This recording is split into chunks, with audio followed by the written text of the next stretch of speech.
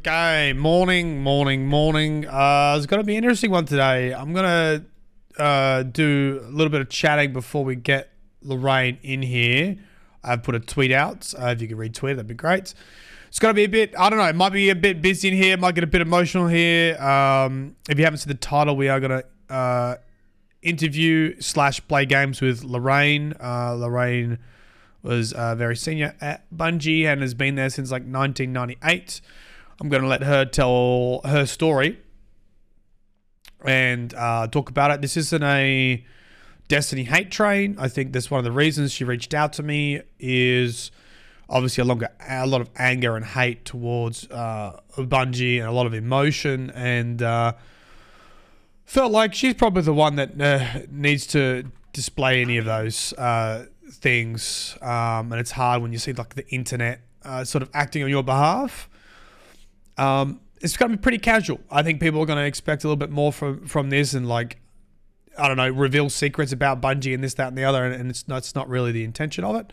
We're going to give another 5 minutes for people to come in, and then I'll introduce Lorraine, and I'm going to talk, and I'm going to play Destiny. She's the one who suggested to play Destiny. She wanted help from me, but I've been playing since October, so we're going to help each other. We're going to talk. We'll obviously talk a little bit about the layoffs. Excuse me, and also just play some games too. Hello. Hello.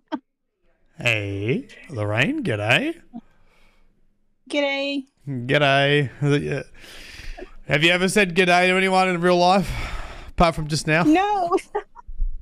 That was the first time. I thought that was a pretty good g'day. That was the first time. Let me introduce how all this came about, and then we can get to chatting. Okay. I first met you when I was working on the Grimoire anthologies, and I was invited over to Seattle, and you said, I think you invited me out to lunch, and to be honest, I had never played Halo before. I wasn't like an Xbox kid. And I thought, I did a quick Google search on your name. I thought I'd better find out who's invited me to lunch. And I went, holy shit. And you were so humble and so nice. And I was like, wow, what a lovely person. And we've sort of been in contact since. And, you know, with everything that's happened at Bungie, you kind of reached out and you said, feel like I need a debrief. I need to even just play some games. There's been a lot of people talking on your behalf kind of deal, or at least getting angry on your behalf. And you thought this could help. And so here we are. Yeah. Do you want to start with who you are first, in case Oh my people gosh. don't know? Talk about me now. Oh my gosh. Okay. Who am I? Lorraine McLees. I go by Meg. You haven't had to do a resume for 2 decades, right? 20 years or more, something like that. So yeah, this is a really interesting time for me to reflect what all I'd been doing. So it's been really interesting. So when did you first? When did you first? Look, I'm also going to guide you through a little bit because I know how tough this stuff is, and it's also why we got Destiny in the background, because just keep the hands and minds busy. But so you started. When did you start Bungie? When did you walk into the Bungie doors? You were telling me before we started. Oh my gosh, October. It was actually October as well, 1998. 1998. Everybody post how old you were in the chat. 1998. Oh, no. Because what did you say to me when you had some new people come on board? Oh my gosh, yeah. So we had an open house because the studio had a remodel because we were just bursting at the seams. We were in 2 buildings, so there was a remodel, and so we're all in 1 building.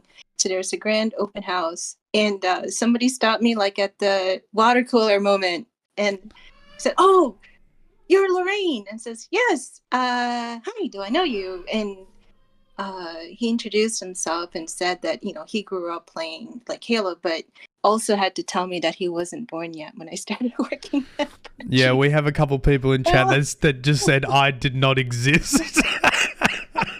Were you even an idea? Like, oh, the kids tell me it wasn't even a concept when you. Anyway, it's just funny. So what employee number were you at Bungie?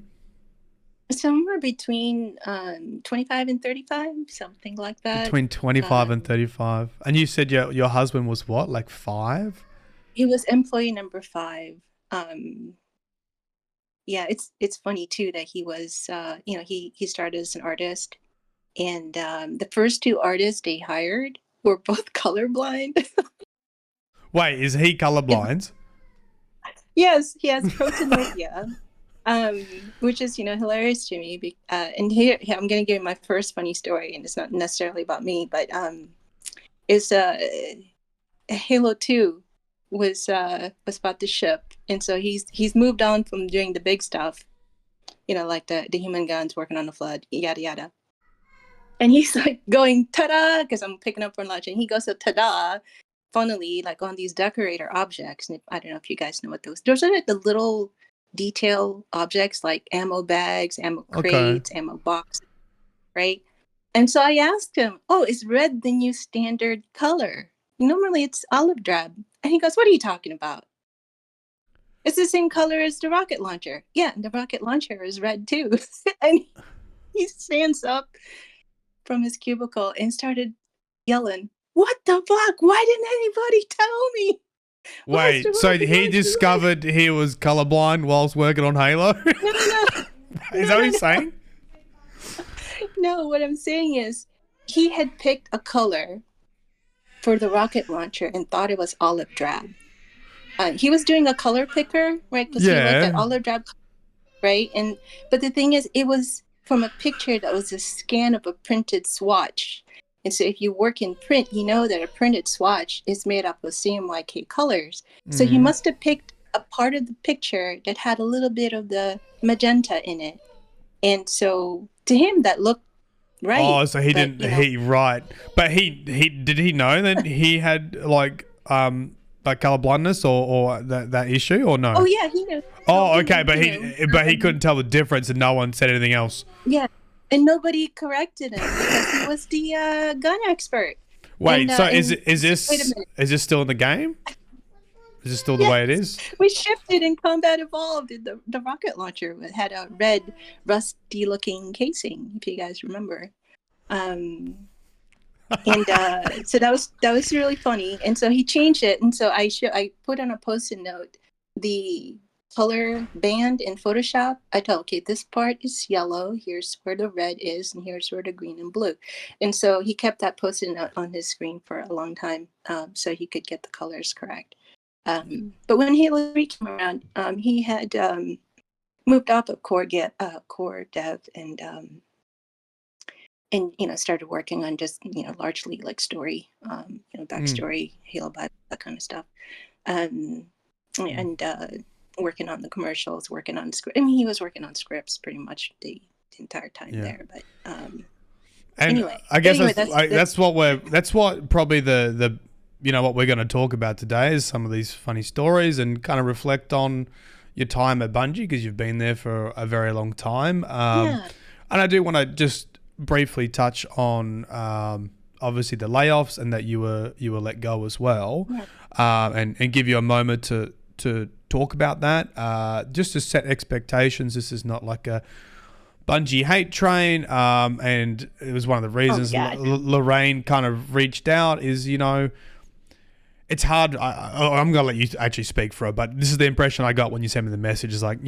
people getting very angry and very resentful and very vitriolic, and you're the one that they got laid off, really, and you haven't really had a platform to speak on, and you're quite quiet on social media and very humble. So you said this might help you. So why don't you talk us through what happened and how you're feeling and where to from here? Ultimately, I think like what I tweeted, like the layoffs happen all across the games industry, and I really thought that we'd be immune, right? Like over the years, folks who been laid off, like we're kind of like a beacon, like apply. I mean, we took in so many folks from other studios, so it's a very, diverse group of people over at Bungie. From You felt a like whole Bungie lot was of other quite games. resilient to a lot of the other things happening in the Yeah, industry. Yeah. exactly. It was very resilient, but as things go, like it couldn't last forever. Mm. Um, and yeah, it was a Monday morning, and I'm going through, trying to make a delivery date for, the stuff that I work on are usually about a year ahead. In consumer products, our lead times are from anywhere from 8 to 15 months. So the stuff I was working on was I was trying to get to the next milestone and trying to Yeah. finish something. And I get an email that says, "Hey, please prioritize this meeting." And I've gotten a few of those, and usually it's a big announcement, or it's something, either it's an all hands, talking about strategies and whatnot, and just general announcements or something fun, or some big thing. And I didn't think anything of it, and then I looked at who the attendees were, and it was just our discipline director and an HR person, and I go, shit. Like Did the I was panic so set in? anxious. Yeah. Yeah, a little panic setting. What did I do? Mm. Just more like, did I do something? Did I don't know. Anyway, so I tried to, like, think, I just kept working until the time came, going through stand up in the morning. I told the producer I got a jet 15 minutes in because I got to go to this other meeting. And I get to the meeting, and really, like, the two folks who had to tell me the news was really quite uh, barely able to hold it together. They really didn't want to tell me that I was being that my role was one of the ones cut. Not that you were being let go. It's like we have to do the reduction of force, which is layoffs. Um, yeah, no, it was the compassion was there, and it was not something that anybody anybody would have ever wanted to do. Yeah, I Um, think when you messaged like me, hearing about, yeah, you said how you were even quite upset just for them having to be in that role and yeah, it's and talk I to you you. know I yeah, I tried to make her laugh. I did. I made her laugh a little bit. I told her I'll be okay. Um, Maybe you're one of the I'm few people that this is, I think, a testament to you as a person. You kind of thinking about other people when you're in the interview yeah, being let go. and if you guys could hang on for a couple more minutes, and she said, "No, I have to. We have to talk to. We have more meetings." And that's when it really, like, the horror really just set in. Holy shit, this is really happening, right? Yeah, And, like, I don't know what really all went on, but I just know that everybody involved is really sad. And I'm getting choked up. I promised myself I wasn't gonna cry again. that's okay. It would have been a mix of emotions from what you told me, from not only being anxious leading up to that meeting and then obviously losing your job very quickly, and then, you know, I would have thought that Bungie felt Yeah, like family to you, right? And you've been there for so long. yeah. I mean, yeah. They still do. I mean, like, I'm kind of on the horn here, being vulnerable and open, because they still feel like that to me, and I don't want anybody hating on them for the difficult thing that just happened. Mm, that's a really good point. And I think that's maybe the side people haven't heard, um, is that, you know, for nearly all those people involved, it's the decision they didn't want to have happen, right? Yeah, but there's like hundreds more folks who need to keep their jobs. There are a lot of other, folks who are gonna soldier on and keep their morale up, knowing that they've lost friends and and essentially family. Um, or from among their ranks, like yeah, just the thought of any of the Bungie leadership team, like having to choose. How do you choose? Mm. One of the more positive ways, like, I would look at it is like, I'm going to be okay. Um, I'll figure things out. Um, You've been doing your and resume. yeah, I'm working on my resume. Anyone got a job for Lorraine? She's got 20 plus years experience in game dev. Oh my gosh. And it's funny, like I actually, had didn't relish the thought of looking, and so I looked, earlier. In fact, just yesterday I was looking, and what would be an equivalent role for an art lead of consumer products. Um and considering all the things that I've been doing, and I found one, and it wasn't art lead consumer products. It was like a lead outsource artist, for example. Mm. And I didn't know that would be an equivalent, type of work. And so that was kind of neat. So I'm building my resume, and I gotta put a portfolio together. Oh my god. Um, I mean, and see how I that feel like goes. you could just probably say Google me name and people, that could be I your was thinking resume, maybe I'll right? post some. Maybe I'll post some of the Vidocs where I Uh, appeared in to yeah. just kind of show what I did. You know what? Um, How about you just tell us all the cool stuff you've done, and you can leave a link to this YouTube video too. Give me a bit of a resume summary. Yeah.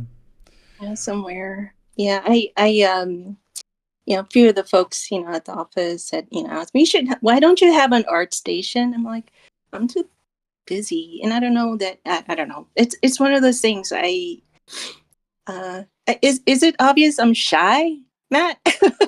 I think it's very obvious. You know, you're very humble for the things that you've achieved at Bungie, and every now and then you gotta stand up and say, "I've did this, and this is the cool shit I've done, and it's bloody good."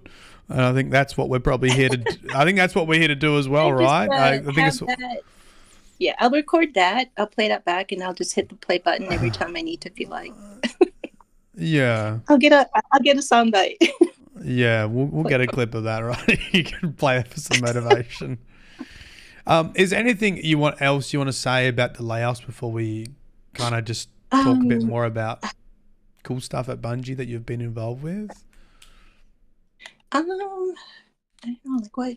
I don't know what else to really Well, say so about it. you talked about obviously the feelings at the time, and then in the interviews, and then obviously having a lot of empathy for your team leaders or the people involved with having to make those decisions. And it seems like you know you're aware of the industry as a whole, and felt like Bungie was resilient to it, but maybe that was a little bit misled, and that Bungie was Yeah, also going to I mean, suffer similarly. I guess look, don't have to make comment on this, but I think a lot of players' anger comes from an idea that the game was heading in a not so good direction, and there were decisions made that were not the right decisions, and then that led to layoffs. Like, has any of that run through your head? It doesn't seem like you have any resentment there, but do you know? yeah, um,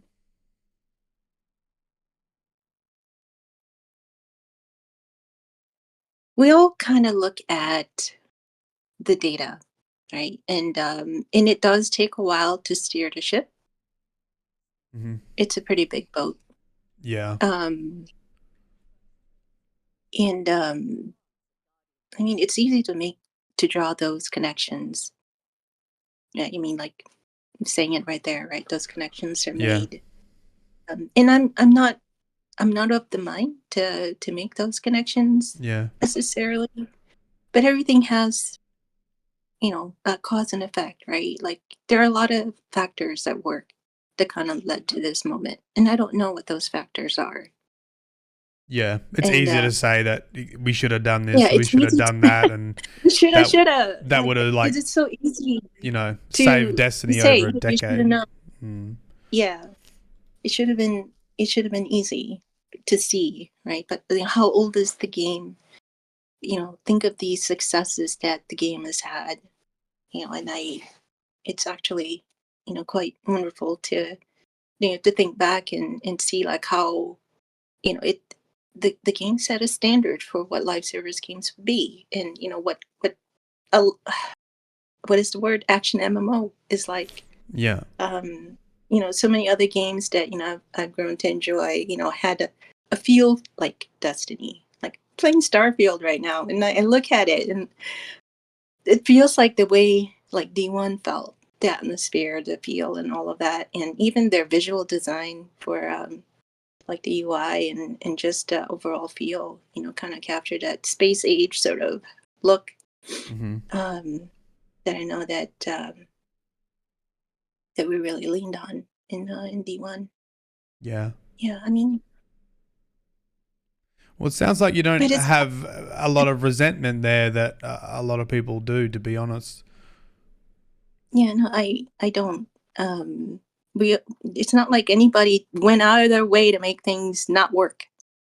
That's Yeah. just not how it. And I That's think just not how it. I think that's the part you Uh, don't really see, like all the people coming together to make this game, and you know, no one's out there yeah, trying to make a bad game either. yeah, And dude. yeah. Exactly, exactly. Mm. I don't go. We don't go out of our way to make something that the people are gonna hate on purpose. I'm not gonna go make a product that's gonna be like specifically, geared to like, all right, I'm gonna disappoint you as soon as this come out. I'll do that on purpose. It's like, Yeah. I think managing expectations is really really tough.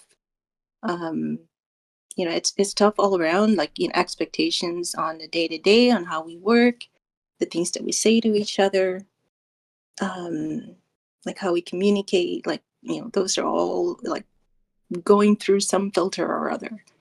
Um, I think I remember uh, one of your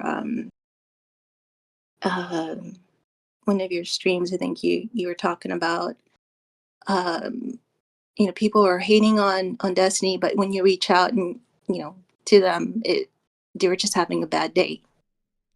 And Yeah. Yeah. I mean, I've mentioned before and just kind with our of own lashing out. community, yeah, that Destiny has meant a lot to people over many years. Over a Mm-hmm. decade, and for some, it was one of the first games that they really got into because they were that young when they started playing Destiny. And like you said, the game is coming on, a decade old, and they've changed, the game's changed, and it's not Mm-hmm. what they either wanted to be or what they feel like it should be, and that can cause a lot of conflicts with people, Mm-hmm. because Yeah. a lot of people, use video games as a way to de-stress and to escape a busy day and to, you know, and, Yeah. Yeah. That's it whatever. exactly. That's what I Mm. use it for. Yeah, I mean, yeah, we're gonna play a little bit of Destiny now as And well, and and if I want to wake up, like if I'm actually like it's a weekend and oh my gosh, it's 7 o'clock, I'm falling asleep. I jump into the game mm, uh, and next thing I'm awake. It's like yeah, if I play nearly, they usually fall asleep at the controller. It's like my mom used to fall asleep in front of watching her soaps. I don't know if you guys know what those are. yeah. But like at the same age, like I fall asleep in front of the TV with a controller in my hand. That's kind of that's my Nice, my level of soaps. right. Yeah. Um, okay, so I think if you've got what you need to get out about layoffs, we can talk about your career a bit. Oh yeah, fun. I don't know if I got to answer your question. When did I start? Okay, When ninety eight. take us back to the beginning. Take us To back. the beginning. All right, so I do have like Robert to kind of thank for kind of introducing me to Bungie. Like my brother played Marathon and he told me about that game. So I had really had no idea who Bungie was when when I applied. When But I was was at Marathon was 94, right? I think. yeah, Marathon was 94, 95, and Robert started at Bungie in 95. And they didn't really start working on It was called Monkey Nuts, by the way. Monkey Halo. Nuts. Halo was Yes. called Monkey Nuts internally. It was called Monkey Nuts before it was known as Blam, as the code word. And it's you can blame Robert for that. And also why it was called Blam. Where did Monkey Nuts come from? So I think Marathon and Myth were code names for the game. Oh, and that's what they shipped with. they stuck. Right. Wait, so And they that's stuck. been like a theme with Destiny, because Destiny was a code name too, right? And it never changed. Oh, so no. Okay, hold on. We'll get at Destiny. Has multiple names. Okay, let's stick with Monkey Nuts first, then. Monkey Nuts. Yeah. And that's so it's an unreasonable, Myth and Marathon were completely reasonable names, and so and it stuck. So Monkey Nuts was not a reasonable name, so there's no way we're gonna ship Monkey Nuts, and so that's what it was called for a little while. But I think from what I heard Jason Jones couldn't bring himself to tell his mom he's working something called Monkey Nuts, so found another name. So it was Blam, and that one came from traffic incidents outside the building, where normally there's always like some really harsh screeching of brakes, and usually at the end of it you kind of expect there to be like a big crunch or whatever, but when nothing happens, but when nothing happens, and so Rob would just go Blam, and so wait, there were that many traffic incidents outside the front of Bungie that it made its way into the game. Did not. There was enough traffic incidents that did not end satisfactorily with a crunch or a blam, so they would substitute by just saying verbally Blam. Right. So wait. So where did the Monkey Nuts originate from for Halo? Is there a story there? That was the completely unreasonable name that Robert came up with to call the game. Why did he call it that? Did it just randomly, or was there like a reason? It's Robert. Robert comes up with random shit all the time. It's just complete. So this is like you need to save a document. And you're like, I don't have a name yet. I'll just call it Monkey Nuts. Right. Yeah, it's totally random. Yeah, okay. I'll text you, like, if he ever tells me. He's in the next room. Why did you call him? And that's really all he told me. He said, well, it's, randomly came to mind, and he chose it because, it was not something they would ship with. So. Yeah. Oh, right. So yeah, I get what you're saying. So if he put something more legit, the game could be shipped like that because they never found a better name, and then it's like, well, I don't really want it to ship, I don't want to be the only person making this decision, so I'll just call it something ridiculous. Monkey Nuts. Yep. Yeah, and since there were how many people were there at the time? There roughly 30 people, including the San Jose team. 30 people. Right. 32. And then the Blam team was roughly like 8 people, I think. I'd have to count it all. So did you say your brother played Marathon and told you about Bungie? Yeah, told me about the company named Bungie, and just in passing. But so I was working at ADV Films or AD Vision, and if anybody's familiar with the company, they don't exist anymore, but they were the very early anime companies that brought anime to the US in the 90s. See, this is where I was like, this is when you got to prompt Lorraine. And what did they make, Lorraine? They made like Evangelion. They released Evangelion, Gunsmith Cats, like Cutie Honey, Burn Up. I mean, like several shows, and they eventually grew to own a whole lot of like streaming services and stuff like that, and release New Type magazine and yada yada. But I was there during the first 3.5 years, and I worked on Evangelion during that time. But where was I going with this?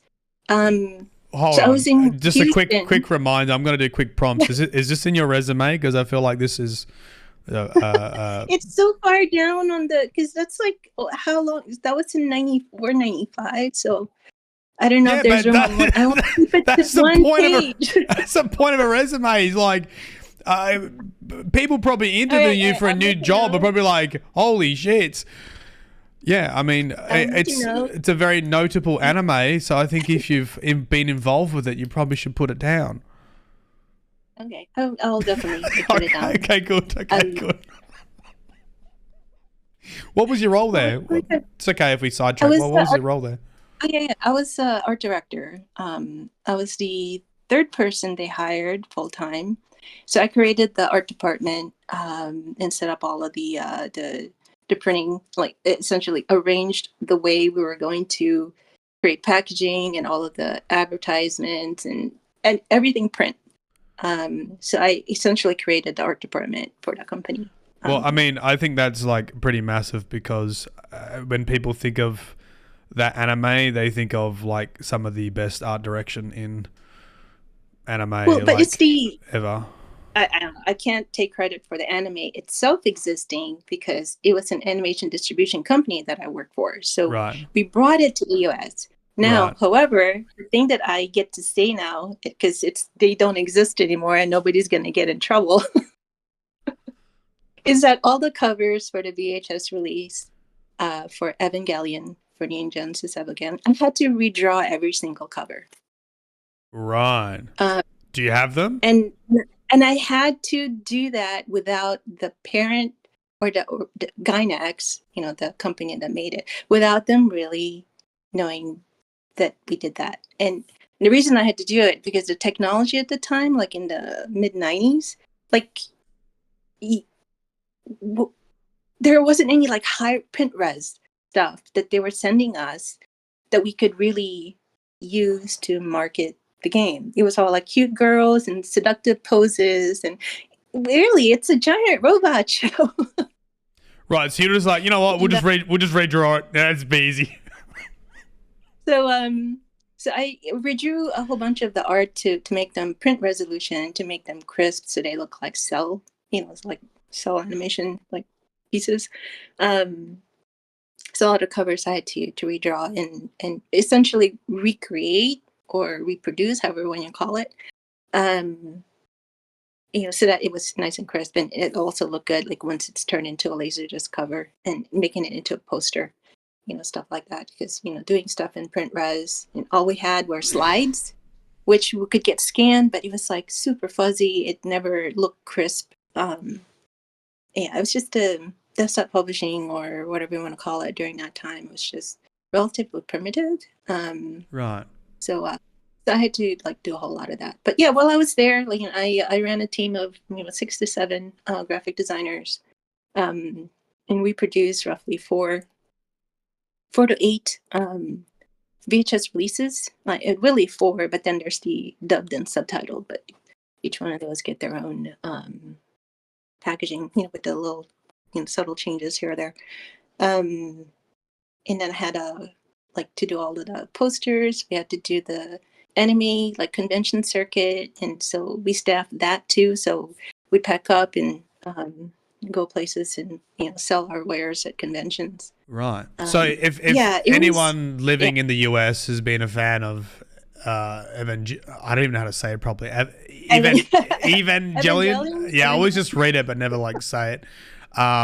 They would have seen your work, right? It would have, it's you Yeah, were responsible for the artwork on the yeah, VHSs and the stuff going to conventions, like the translating it titles. Yeah. to the Hmm. US market, right?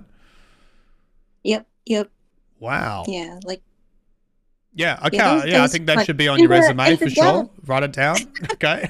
And I also have like voice lines in it too, because every Oh, so really? often the director would forget to cast one of the characters, and so I drop into the audio booth and record a couple of lines. Um, Would but you I was in the like what characters? Will people know them? no, they're just extras. But I think the on-screen one that from the first episode, I remember it because my the director was a oh, here's going back a little bit. the director, the co-founder, and the audio director was a pen pal of mine back before internet. He was a pen pal. Yeah, He okay. ran. You write letters. He ran Yeah. an Yeah. he ran an anime club in Houston, and I lived in Chicago. And it was like through some convoluted means, it's like I was able to get on a mailing list. So he sent out newsletters, and you can send a blank VHS tape, with a self-addressed stamped envelope, and you can get your free, like, whatever copy of whatever thing that he was subtitling in his at his parents' house or whatever.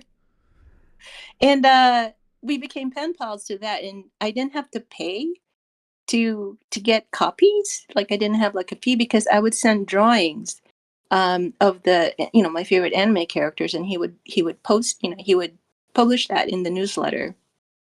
Really, it's like a letter size stapled in the middle, and that gets mailed out. And so I had a knack for emulating my favorite anime artists, including Miyazaki, Kenichi Sonoda, like those folks, especially Masamune Shiro, who did Ghost in the Shell.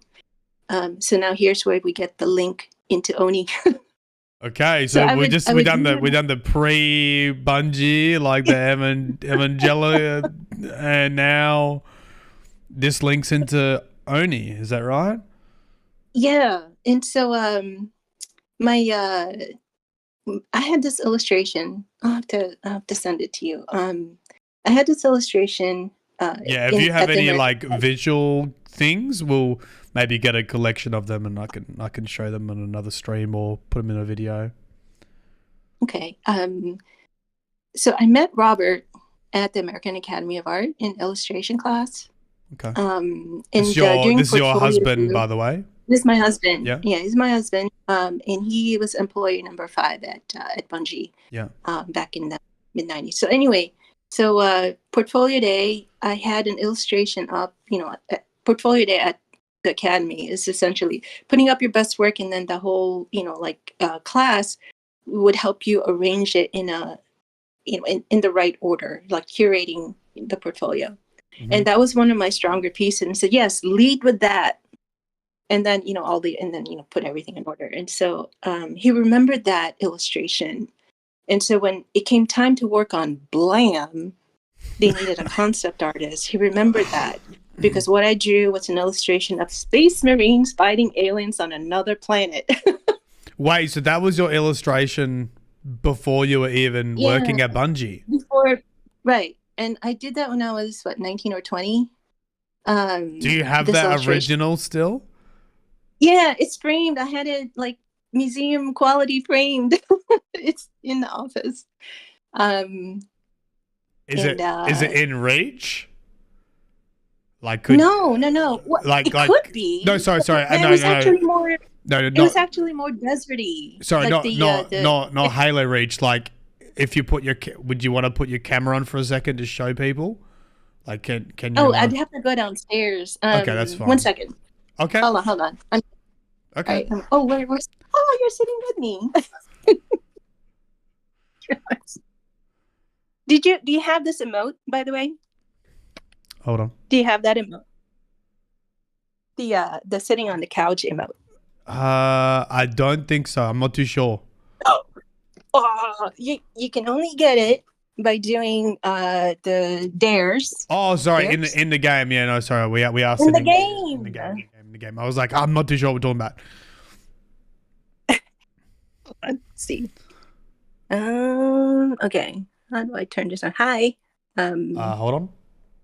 Hold on. I gotta turn. How do I do the camera? Okay, I'm just gonna turn it around. Oh yeah, hold on. It is. I'm gonna show everyone in a sec. And stream PC. Wow, so this is the piece you drew when you were 19. Yeah. And is and marine fighting space aliens, and this is what your husband Robert, who was already working at Bungie, remembered, and when they were starting to work on Halo. Yeah, 7 years later. Because I did this in holy crap! No, I did this in. I wish I had the I'd have to pull the thing down. But I did this in like 1989, 1990, That's cool. maybe. Does anything have names, or were they just like general marines and like have you Um, named the I creatures don't at all? remember anymore. The Yeah. back of this illustration actually had a description of what was happening. Oh, But right. this, yeah, it had a description of what was happening. Um, so yeah, I'll take so that's your camera off now so you can move it back okay. Yeah, around. okay. I don't know how to turn this thing off. Well, there you go. Here. Okay. I mean, I am chat's having a really sometimes fantastic technically time, and I've got a couple of questions if you don't mind me asking about it. Because someone's just asked, sure. can you ask what inspired the art? It was a story I was writing. Right, about Space It Marines. was a story I was writing. Yeah, Yeah. there's a story I was writing since I was 13. So at that time, the story was in my head 5 years, percolating. Um, and it was just one of these things I just wanted to give it a shot and try it out. It was so during that time I was already working as a graphics director for a local newspaper. It was 1920 or 20. Um, and so I actually wanted to do more to that illustration because I feel like it's half done. Like it's not quite to the Right. level of polish I wanted, but it it made an impression. So I was really glad that it So, had you kept in touch with Robert, or was he like out of the blue? Was like, hey, do you remember when you showed me that art back at illustration school, like 7 years so ago? Yeah, it's kind of a good game. You want to oh come my over god. to Bungie? So I had a website that I put together because I was in Houston and my family was in Chicago. And so I put a website together so I can sort of blog and, for my family to be able to see what I'm up to and, and stuff like that. And I got one of those, like email me like thing. And so I got an email through my website and it was like some person say, hey, you might remember me from school. What did he say? I was the one who spilled mustard on your headphones. I'm really sorry about that. But he Yeah. went on to talk about, hey, we have I remembered your work from school. We'd love to have you over for like to interview. And he didn't know that I had moved to Houston because we lost touch about like, a couple of years after we graduated. Mm-hmm. Um, so I told him, well, I'm in Houston now. So I didn't know that I can just come in for an interview. So that was what, a June or so in What was the pitch that 98. we're working on a video game? Yeah, it was they were working on a video game, and you would love to. We were looking for a concept artist, and would love to, to have you. What was the perception of video games back in the 90s? Um, Like, was this something that felt it like was really out of the definitely. box? Were you just like, wow, like, or was it something that you were already Um, interested in? Like, were you into video games already? oh no, like I was into video games for for sure, like but it's more like Super Nintendo, Super Famicom, um, that sort of thing. I was playing like Secret of Mana, Legend of Mana, that kind of thing. Those sort of kind of games I really like. Because Because my Marathon. team actually, yeah, my team actually, my one of my graphic designers said, "Hey, I got a copy of Marathon. I can put it on all our machines." Pirating the game. So he put a copy on all the machines and said, "Hey, would it be all right if we stayed after hours and played?" And I said, Sure." I mean, we're doing pretty good on our deadlines. You might as well. So, okay, when 6:30, 7 o'clock rolls around, you guys go ahead and like chill out and play some games. I'm gonna stay here and play too. Okay. Wait, so So I tried. which job was this that you're working in? This was at ADV Films. Right, so Um, you've got anime stuff you're working on, and then the team's like, hey, have you heard this game Marathon? And they were playing Marathon yeah, after because we were all hours. on Macs. Yeah, we were all on Macintoshes. Right. And so he brought in the yellow box and put the discs in and installed them and we started to play. Oh my gosh, as soon as it started, I got so motion sick. It was, I mean, I was famously on camera saying marathon made me dizzy. Yeah, I um, actually went back and played marathon, and I could see how it would make you motion sick. yeah, it was. It made me really motion sick, and I'm a Star Wars fan, and so one of my coworkers got Dark Force Rising, and it said, "Hey, come over and play. I just got this. I got a really fancy rig, and come over and play." And I tried that, and it was just, I don't know what it was, frame rate, whatever it was. I just couldn't play first person shooters back then. So I stuck with my usual. I'm fighting games. I love fighting games. Yeah, right. So it So was fun. Yeah. you And so Robert sends a message saying, "Hey, working on a game," and then did you have an interview? no. So what he said, since I was in Houston, so that was June. He says, "Well, I'm going to visit a friend of mine in Austin in July. Can I come over and, we can have lunch and I can talk about, the studio?" And I said, "Sure." Um, I think by the time that he reached out, I had already left ADV to Right, work freelance to do comics, which was right, my dream job. Like right. I've been wanting to do comics like since I was little, and I was working on ElfQuest. So I don't know if anybody knows what that is, but they're the first one of the early like indie independent comics, and they're still going strong. ElfQuest is actually still running 40 years or more later. Um, the two creators of ElfQuest is doing their tours this year still. Mm-hmm. Yeah, and it's been really good. Well, anyway, so he came out. He said it on the map. I don't know if you're familiar with Texas, but Austin and Houston look pretty close on the map. But Texas is pretty big. It's Right. not just half an hour. It was like 5 hour drive. Oof. It's a So big. he drove for 5 hours so we could meet for lunch. Uh-huh. So And then so he told me did about you feel like you had to say yes because you just drove for 5 no. hours? Actually, I told him I'm already like working on like what I'd been wanting to do since I was little. But Right. I can work on freelance stuff. I told him I could work on freelance stuff, and so well, we got something like that too. We have Oni, which seems perfect. So that it was perfect because I was just working in anime, and I could totally do marketing art for Oni. It's just, and I'm putting that in air quotes. It's just illustrations, anime style. Right. I could do that.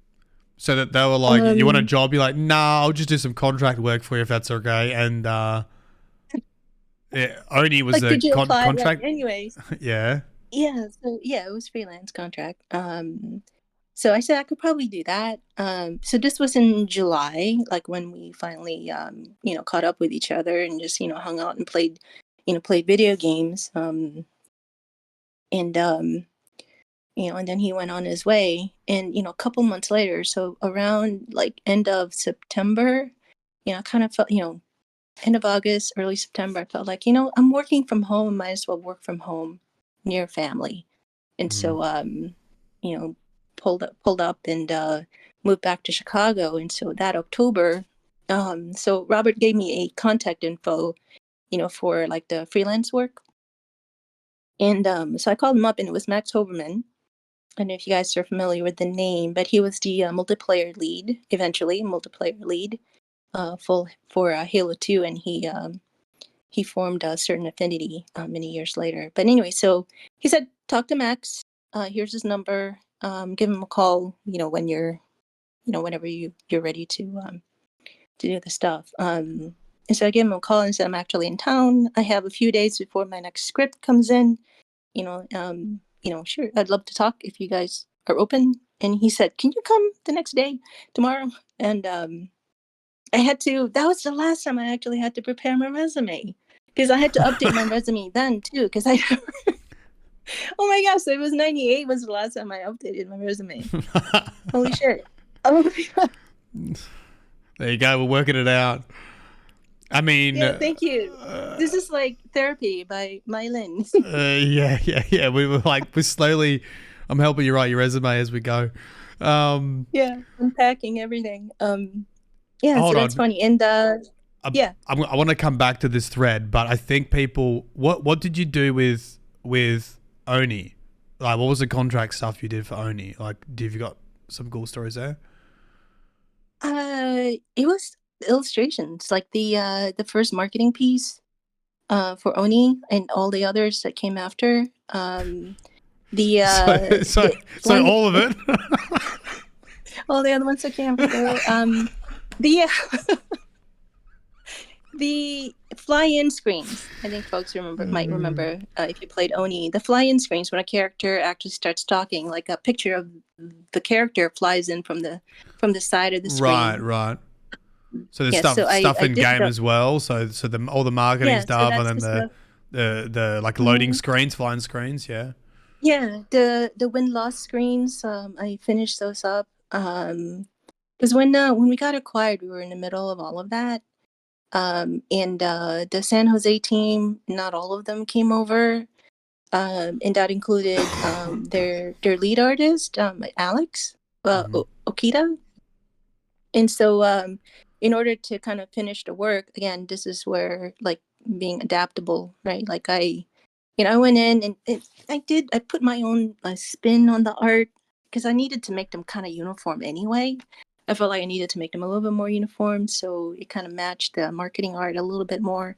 So I did, rework Alex's win loss screens, added a little bit more detail and actually colored and all of that stuff. And then I also did the cinematic story vignettes of Konoko's parents. Um, and how her mom, I guess, died from the pollution, and I don't know if you guys remember any of that. I haven't played I Oni. did that. I haven't played it. Okay, I couldn't play Oni either. It made me motion sick. I was terribly, terribly upset. I could not play the game. Because it was just again frame rate. I have no idea what it was that was doing it. So I was actually afraid that when we were working on Halo that I couldn't play it. But I don't know what the team did. Like I could play Halo. I mean, I beat it on Legendary. I mean, like I played the heck out of that game. Yeah, some of the older Um, games I'm not too sure. I think it's like the head bob. That's what I found with Marathon anyway. They had and obviously you can turn that stuff off now, but I found like the head bob and other movement things give you a bit of motion oh sickness. yeah, yeah. I turned that off when I play I play 76 Fallout 76. I play Mm, ESO in first person, and you can switch first person view, third person view in those games. mm, Yeah, I turn off the head bob. Like that just really kills me. yeah. Like, and when I play like the Division, I also play that. I had a hard time there for a little bit. I had to figure out where to focus and when to unfocus my vision so I don't get motion sick. Mm. So it So sounds like that's you kind did of fun. like a lot in unifying like the themes of Oni, you know. So Oni. it was Oni. So it was not yeah the artistic theme of it, right? From like the marketing material to even some of the splash screens and that kind of thing. Yeah. Yeah, Yeah. and then the vignette, is that like an in-game cutscene that happened? Is that what Yeah, that it was is, or in was it? game. Yeah, Think of it as like dreamy storyboards. is that similar to what we I, get now with the ink blot in Destiny? Sort of. It was more Like freeze it's frame, I it's not guess. black and white. Yeah, Yeah. it's like a single frame and they pan. I believe that's what they did. It's like they did some panning and zooming. Right. Uh, but it's a single illustration and it was done in anime style, of course, but it wasn't a harsh black and white. It was actually more painterly, Right. painterly look. Um, Yeah. and so yeah, and yeah, so that's what I did for Oni. And when I interviewed that very day is when I got hired. I think we were talking about it like it was really strange. When I got there, Max walked up to me barefoot, right, and it Okay, was so just really now we're jumping odd. to sort of So now we're the jumping back for Halo, to the right? Like interview. the interview for Halo, is that right? No, the interview for the role Oh, in Oni. Oni, right? So Right. like, and so here's a look at the Bungie office in downtown Chicago, and the Ontario office is what we called it. It was on the 7th floor. It's on the 7th floor. Yes, I walk in, Max introduced himself. He was barefoot, and there were like pots next to some people's desks. There was somebody passed out on the futon on the floor.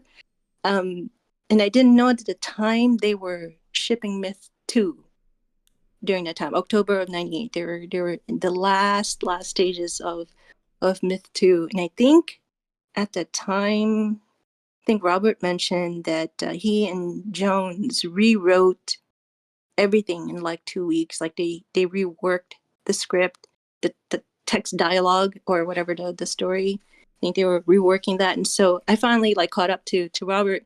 He was in the Blam, and I put down near quotes, the Blam room. And that's where I found like somebody was passed out on the floor. Wait, so and was Blam was Oni? No, Blam was Halo. Blam was Halo. Okay. Oh, so there's just like Blam was Halo, and then but you were going in for the Oni stuff. Yeah. Yeah, and Oni, the Oni team was in San Jose. Right. And so it was like the Bungie HQ was in Chicago. Yeah. So anyway, I think during the lunch interview, like I asked them, what are you guys looking? What are you actually needing? Like right now, what is the first thing that you need? And Max talked about the first marketing piece. They actually didn't have like the kind of illustration they were looking for. But when we talked about it, I got a good picture of what it could be, what this first marketing piece is going to be. And so when we got back to the office after the lunch interview, part of the interview, I said, well, if you guys don't mind, just give me like 15-20 minutes. Let me sketch out a couple of things. And I brought up my sketchbook, a biggish sketchbook, and I drew 2 or 3, maybe 2 things in those 15 to 20 minutes. And I told Max, well, here, and I ripped it out and I gave it to him and said, well, if you guys think you can make something of this, well, here's the thumbnail of what I'm thinking it could be. If you like it, cool. If you're not, don't worry about it. I hope to hear from you guys. And I'm packing up my stuff, and he says, hold on. Wait a second. And so he ran off with my drawing, went into a meeting, and then he came back like a couple minutes later and said, can you finish this by Friday? So you basically had an interview, did a sketch, and before walking out the door, you're like, hey, just have a quick look at this. And they're like, okay, hold on. Is that basically it? Said, yeah. And says, can you finish this by Friday? It was like a Monday. I got to finish it by Friday. I'm like, okay. And so like I grilled him, what style are you looking for? Whose style do you want to emulate? And so that was like in itself like quite a number of conversations. And and I came up with the final piece like on Friday, and it was good. It was really fun. I love the working with Max and the iterative process. But there was a point where, okay, listen, you asked me to change her leg about 6 times. She's not a 3D model. When you ask me to change the angle of her hands, I have to redraw the whole gun in her hands and her fingers and her leg. So yeah, just kind of let me know, like, what are you looking for? And her face has changed like 6 times in this last couple of days. What style do you want? Anyway, because we're going on 60 hours here, and on this one illustration. What's it like? Getting direction like that? You're a very talented artist. And then, does it get frustrating? Is it? Because I mean, it was. Yeah, go. Yeah, it can be. It can be, but I think I was more concerned with. This is taking a lot of time. You guys are under a tight deadline, and right. you gotta decide. And I gave them very specific examples, and I will go follow that if that is what you want. But you got to decide, because we got to finish this. Because I'm always, we got to finish this. So let's make a decision. And then Yeah. he called me back like an hour later and says, you know what, we hired you because, you know, we love how you know, like we loved your style. We loved how you draw, and, you know, and we trust that you'll, you know, you'll do a good job. And so, yeah, just, you know, take this to the finish, and, you know, we'll call it then. And No, so so that was they kind of sort cool. of they kind of gave you a little bit of trust in making the right decisions rather than having to stamp everything. Yeah, to constantly like, how many eyelashes is she gonna have now? Have I you redrew her had you eyes had that before. experience before with the previous jobs, or No, was this kind of like a new experience? it was so the curriculum that I went through at the academy, it kind of prepared me for it. Right. I had an illustration class, I had a graphic design class, and it was, you know, kind of I never really took the like feedback personally. It's like it's all about what are we trying to accomplish? What are we trying to do with this piece? Are we trying to evoke an emotion? Are we trying to, you know, what are we trying to do with it? Like, how Yeah. do we want people to perceive it? So it was more about that, and they know their material more than I know the material. I'm here to kind of lend the Right. visual part of it, because nobody over there was able to kind of do it anyway. So So it was, it was had you played the game at that point, or is this still like no, you hadn't I even had played the never game? played the game. You're just All I had was, yeah, all I had were screenshots and character design sketches. So I knew like kind of like around what color she was supposed to be, kind of had an idea what her outfit was going to be. By the way, Max was actually like, he was not really in trouble, I wouldn't really say, but the San Jose team was actually kind of upset with Max because he kept painting over Konoko's torso and the part of her boobs that was sticking out from under her uh, armor. so he was giving Yeah. her more clothing. Yeah, because he was giving her more clothing, and that was also the direction I was getting, was that she's fully clothed, Right. which is all fine by me. Right? I didn't know that that was a thing that San Jose team was actually going after, was the more sexy Konoko. But Right. the Chicago team was really, and this is actually pretty progressive for, you know, that time, right? They didn't want Konoko to be sexualized, you know, and she was the action hero, like she doesn't need to be. Mm. Um, so yeah, so when later on when I had to do the naked Konoko illustration, I was really pissed off. Wait, you had to do a naked illustration? Yes, I Wait, had to what do one where for? all she was wearing were her weapons. That was the thing. It was going to be on the cover of PC Gamer. And all PC Gamer, I don't know if you guys are familiar with that magazine, Yeah, but yeah, yeah. it's always scantily clad women on the cover of their magazines. And so Konoko was going to get front, you know, was going to get the cover. And so I'm like, you guys, we went all, by this time I was already working like as a part-time graphics designer, and also doing the illustrations like in-house. At that point, that only lasted a little bit because I said in between my comics thing, I can give you about 20 hours. And then my first day of work as a part-time graphics designer, I put in 12 hours. And so like, okay, tomorrow, what can we do for 8 hours? Anyway, it was good. I Had eventually was able to had you had to to do convince had you had to do so any the like naked picture, yeah. the naked picture ended up not being a naked picture. Because I knew in my heart that as soon as, because, you know, they've been looking at it as a black and white drawing, like she's naked. I'm like, oh no, it'll be fine. I'm like, it's not going to be fine, you know. But again, like I had a certain amount of time to work on it, so I got it to a finish. But I made a version of it where she has clothes on, but to kind of meet them halfway, it's like her clothes were like ripped, like her bodysuit had rips on it, like she's been fighting, Right, fighting, right, right. and the stuff was shut off. But you know, she So had whatever. what year we talking? If we Google This this, was in we'll be able to see nine. this. Yeah, so this is yeah, it actually became the cover of the game where she is fully clothed. And the standee that was in stores was the version that I ended up touching up, so that she has armor that isn't mushed on top of her. You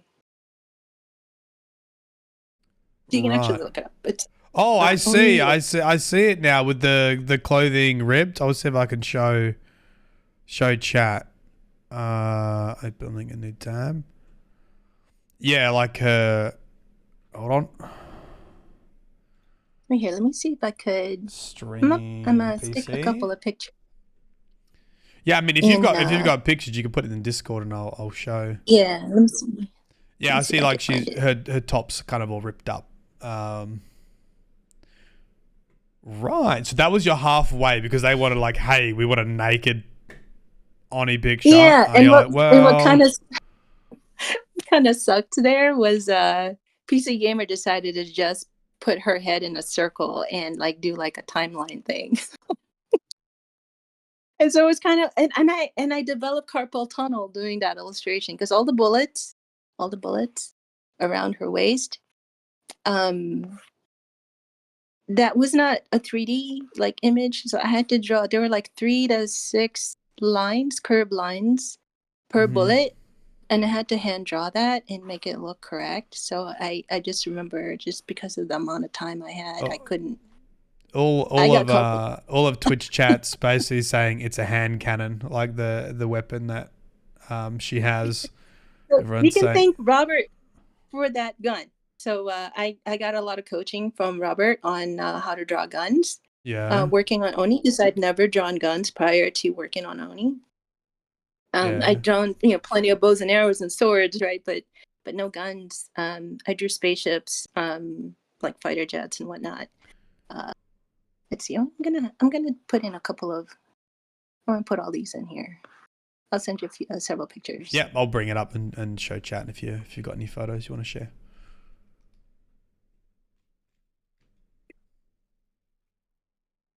These. Oh wait, this one. Okay. I think there's 6 images.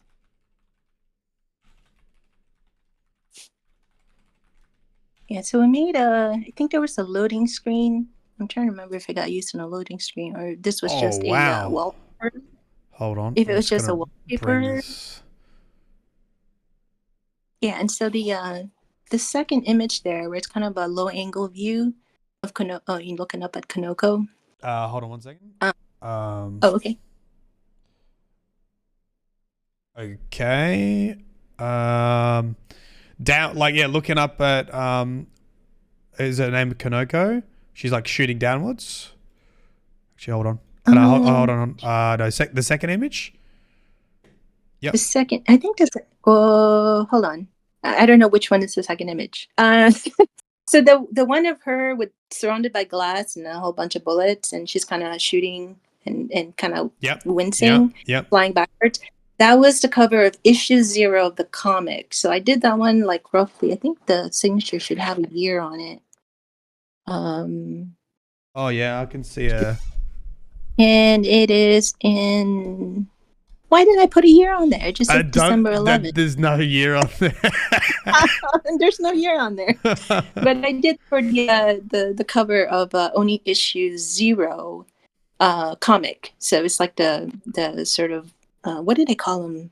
It's ash cans, I think is what they call them. So the bullets are in homage to Jeff Darrow, who did Hard Boiled and a couple other graphic novels in the US.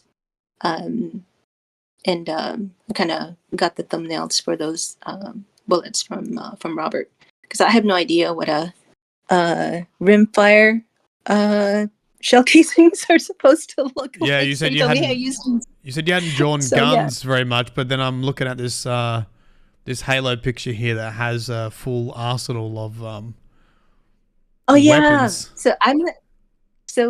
If there's anybody who is a fan of I don't know, like fighter planes, like the jets, there are these like pictures that are usually shown where it's sort of a high angle view of the plane and all the ordnance that it can carry arrayed in front of it. So that's kind of like what this is an homage to. So this one I actually combined like 3D art and illustration. And so I imported all of the models and put them in a scene, and then essentially like put myself down the runway and, hey, everybody say cheese, kind of thing. So I set up a camera, I had all of the objects in there, and then I did an illustration over that. And I fixed all of the, because it's still kind of low poly for the Xbox. Is this Chad saying? Is this the rocket launcher with the rust like red tinge on it? Yes, yes, yes, that is it exactly. And I didn't correct it. I told him it's still red. You made it red. Everybody knew it is the red rocket launcher. It's a red and rocket launcher. And he would shake his fist at the sky and like, damn it. That's not what I wanted. He meant for it to be olive drab like those ammo cases there. Oh, yeah, so he right. He mentioned to be like this.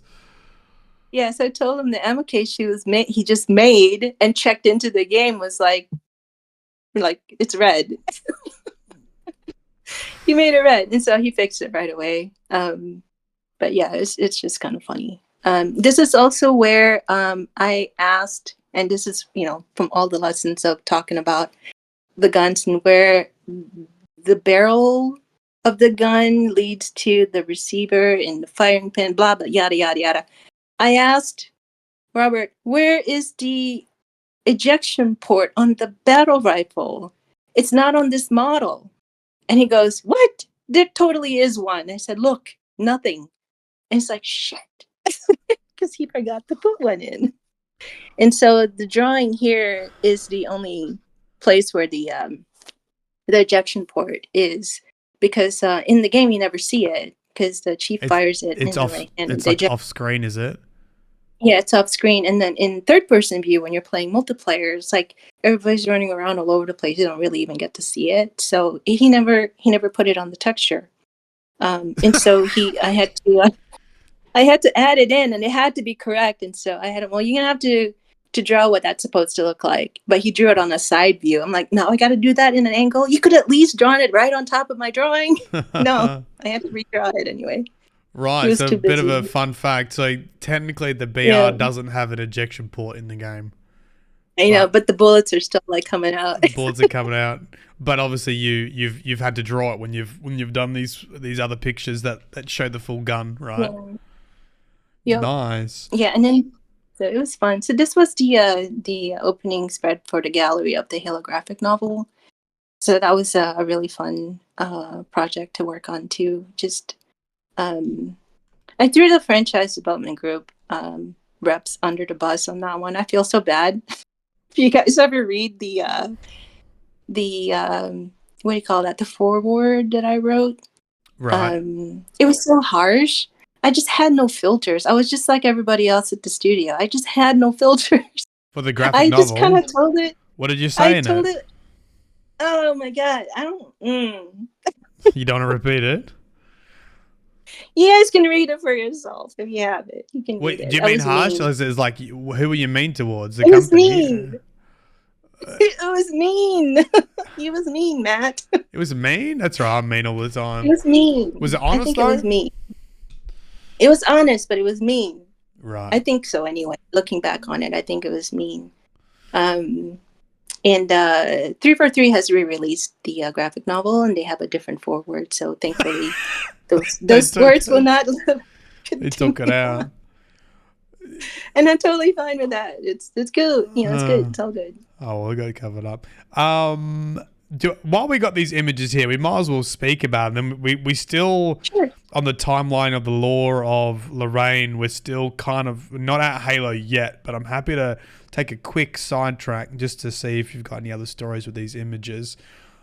Oh, okay. I'm just looking at the first Oni image, which has got a big belt feed. Is that what you were talking about? The bullets, having to draw each of those bullets.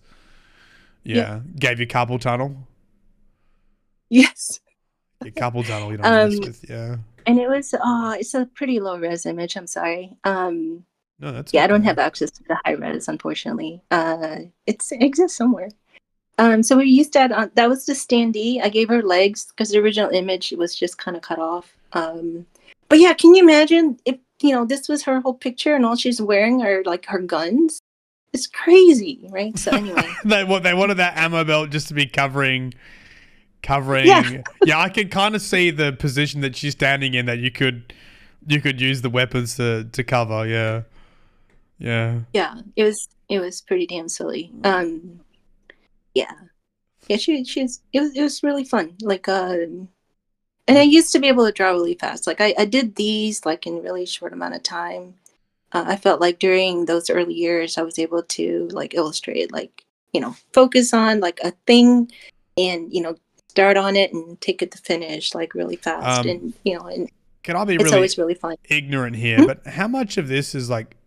Is this before digital? Is this all hand and then converted? Is that? Yeah. Yes. I did everything, usually like on, what do they call them now? See, I already forgot what it's called. Um, Vellum paper, I think. I already forgot what they're called now. Again, you use it or lose it. So I Right. always lose the later. But yes, I would draw everything on paper, and then I would scan it, and then I would do a draw over of my lines and do it in either Photoshop. But because of the time, since these needed to be print res and infinitely scalable, I had to do them as vector art. So a lot of the art of Kanoko, especially that other one where it is, she got a fist on one hand and then a revolver in the other. So Oh that yeah, was yeah, yeah. I'm looking at that done one. in, Yeah. yeah. So that was done like the image of her is done in Adobe Illustrator, just the line art, and then I had to import it into Aldous Freehand. I don't know if anybody remembers that name, Aldous Freehand. Um, Back when there used to be multiple like vector graphics programs, and I had to take it to a different program to add color because Illustrator at the time didn't have the capacity to do masks, so to speak. So I had to import it, and then I plopped it over into Photoshop at the res that it needs to be, and so all that stuff in the background is added on. Right. Right. I mean, you would And have you would during have that you would have time, seen a lot of changes in like the processes for. mhm, yeah, it was taking me a long time, like to do the mouse pad. For example, I think this was used for the mouse pad. To put the Illustrator file into Photoshop, add a little glow around her, and then save. I could go make a cup of coffee, add creamer, let it like cool down a little bit, and then sit back down and it'll still be saving. Oh wow. It was took a long time. And you have these And then like to do the quite difficult deadlines too, and you're not waiting for things to load. yeah, there was the Oni door poster, which I love that one. Oh no, we got kicked for inactivity. It's okay. We're just chatting anyway, aren't we? Yeah. Um the Oni door poster took 45 minutes to save. Um and Is that this was is like this one a of the images you sent me too, or is this something else? yeah, no, I don't have it, I don't have unfortunately. it. That one would have to be at search to do the Oni door poster. And that one was on the same press at the local press as Phantom Menace. Like when Phantom Menace was coming out and the Yeah. posters were coming off the press, I was at the printing plant in Chicago where those were coming off of the press too. And I go, "What is this? Wait, that's Darth Vader's shadow. What poster is this for?" Wait, you saw some of that like at the printing press when you were there for Oni Yeah, stuff. yeah, yes. It was on the same printing plant. So apparently, like movie posters, right? Like they do get distributed locally, and so they usually run them, at local plants. Either that or just Chicago because being central and all, like they would Right. send them there, and then out to distribution centers. I'm also But seeing yeah, a image here that says Bungie 10 years. oh yeah, this is this one is like a HR thing. So I got a call during my maternity leave when my firstborn. I was on maternity leave, Yeah. and like Staten calls me up and says, "Hey, so we need a like team gift, and I know you're still on leave." And yeah, and I'm on vacation. I'm like visiting my sister in Topeka with my 3-month-old. And you're not supposed to do that, but he said they were in dire straits. They have no idea what to do. But is there something? I mean, could we draw like a picture, like a illustration or something? And we started talking about it, and like it was really silly. I got off the phone and I immediately started sketching. And so by the time I got back, I had a week. Just my magical 7 days. To create this illustration for the holiday party. So everybody, got a print of this framed, and for the 10 year. So we were doing the holiday party, celebrating 10 years of Bungie, and everybody got a print of this. So this was just like internally for Bungie. Yes, I think we had how many of these did we make? I don't know, maybe like 50 or so, 60 pieces. I think we gave some to we probably gave some to we were at Microsoft by that time, so I think we gave away a few to folks like Ed Freeze, or at the time Pete was head of Xbox marketing at the time. Crazy. And were they like signed or like numbered, or was it just it wasn't signed or numbered or anything. It was just, hey, we printed this much, and then that was cool. It. It was. So we took over a small little conference room with stacks and stacks of these frames. So we all like hand did them, and we nearly poked each other's eyes out because we were flinging like these clips, and they were just flying all over the place because they were like with the and trying to Windex them and clean them. So there was ammonia in the air. It was just horrid. But we were all doing it, so we had a present to give out. That's everything cool. was just. I see Master Chief. I see the officer from Marathon singing some karaoke. Mm-hmm. Oh, I see the other Marathon Svet. A grunt drinking milk or drinking some. Chad said grunt drinking milk. Was someone drinking something? Yeah, it was drinking something. Drinking something satisfying their grunty thirst there with something. Is there any other like Easter eggs in here that people wouldn't know about that you'd tell us about? The character on the lower right. Everybody the Minotaur. Yeah, so everybody thought that was Minotaur, like the first Bungie game. Right? Like it's multiplayer only. It's actually not. That was the main character for an unreleased game. No Microsoft way. wasn't interested. They were not interested in it. You play as a Minotaur. You're the main character. Yeah, I was the main character. The game that I was so when we got acquired, there wasn't a position open for me specifically as art director of marketing. During the interview, I don't know what you call them, the processing team, I guess, who are evaluating people to see like where they can fit in Microsoft. The person I talked with was looking at the publishing team, was interviewing everybody, and I said, oh, okay, so what do you do? And I told her what I did, and said, it interrupts me, right? And she says, oh, you're an artist. I have nothing for you. Wow. Go talk to Doug. Go talk to someone. How long had you? Oh, God. How long have you been? So we hadn't really even got to being a, but you'd already been a Bungie. Yeah. You've been doing Oni stuff, and obviously been working on Halo stuff for a little bit, and then they were acquired by Microsoft. Yeah, then we got acquired by Microsoft. So I became full-time in April of 99. And I took on the role of art director of marketing. So the first thing that was, I was tasked with as art director of marketing was to finalize the Halo logo. Because we needed it for the Macworld 99 presentation. Oh my! And we've got so much. We've got so much stuff. I don't want to keep cutting you off, but I feel like we've got like little nuggets of story. I'm just gonna direct you. Okay. Let's. Oh, do we just go with your train of thought? Yeah, tell us about. No, so you. Where was I going? Well, we kind of finished with your contract work on Oni, and then we'll start it when we got a little bit sidetracked with I can't. Oh, that's right, because we were talking about the artwork you did and the PC Gamer magazine. Then we got some images.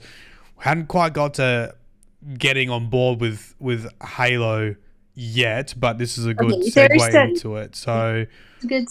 Yeah, how'd you get yeah. there, and then we'll get to the Halo logo? Okay, okay. Yeah. So every time I turned in work, like when I was freelancing, like Max would always ask me, "Hey, you want a job?" I'm Right, like, because you were still "I'm freelancing, working." right? Yeah. Yeah, I was still freelancing, and eventually, like when the comic book that I was working on went from being a monthly to quarterly, so that meant I wouldn't get paid, and I would only get paid quarterly. Like it was, like I'm not going to be able to pay rent. What was the comic book you were um, doing? I was doing ElfQuest. Oh, you were actually doing ElfQuest, right? I was doing ElfQuest. I was the artist for Wild Hunt. I took over for Brandon McKinney, I believe is the name of the fella, and I worked with Joellen Oaklandis. She was Joellen Oaklandis at the time.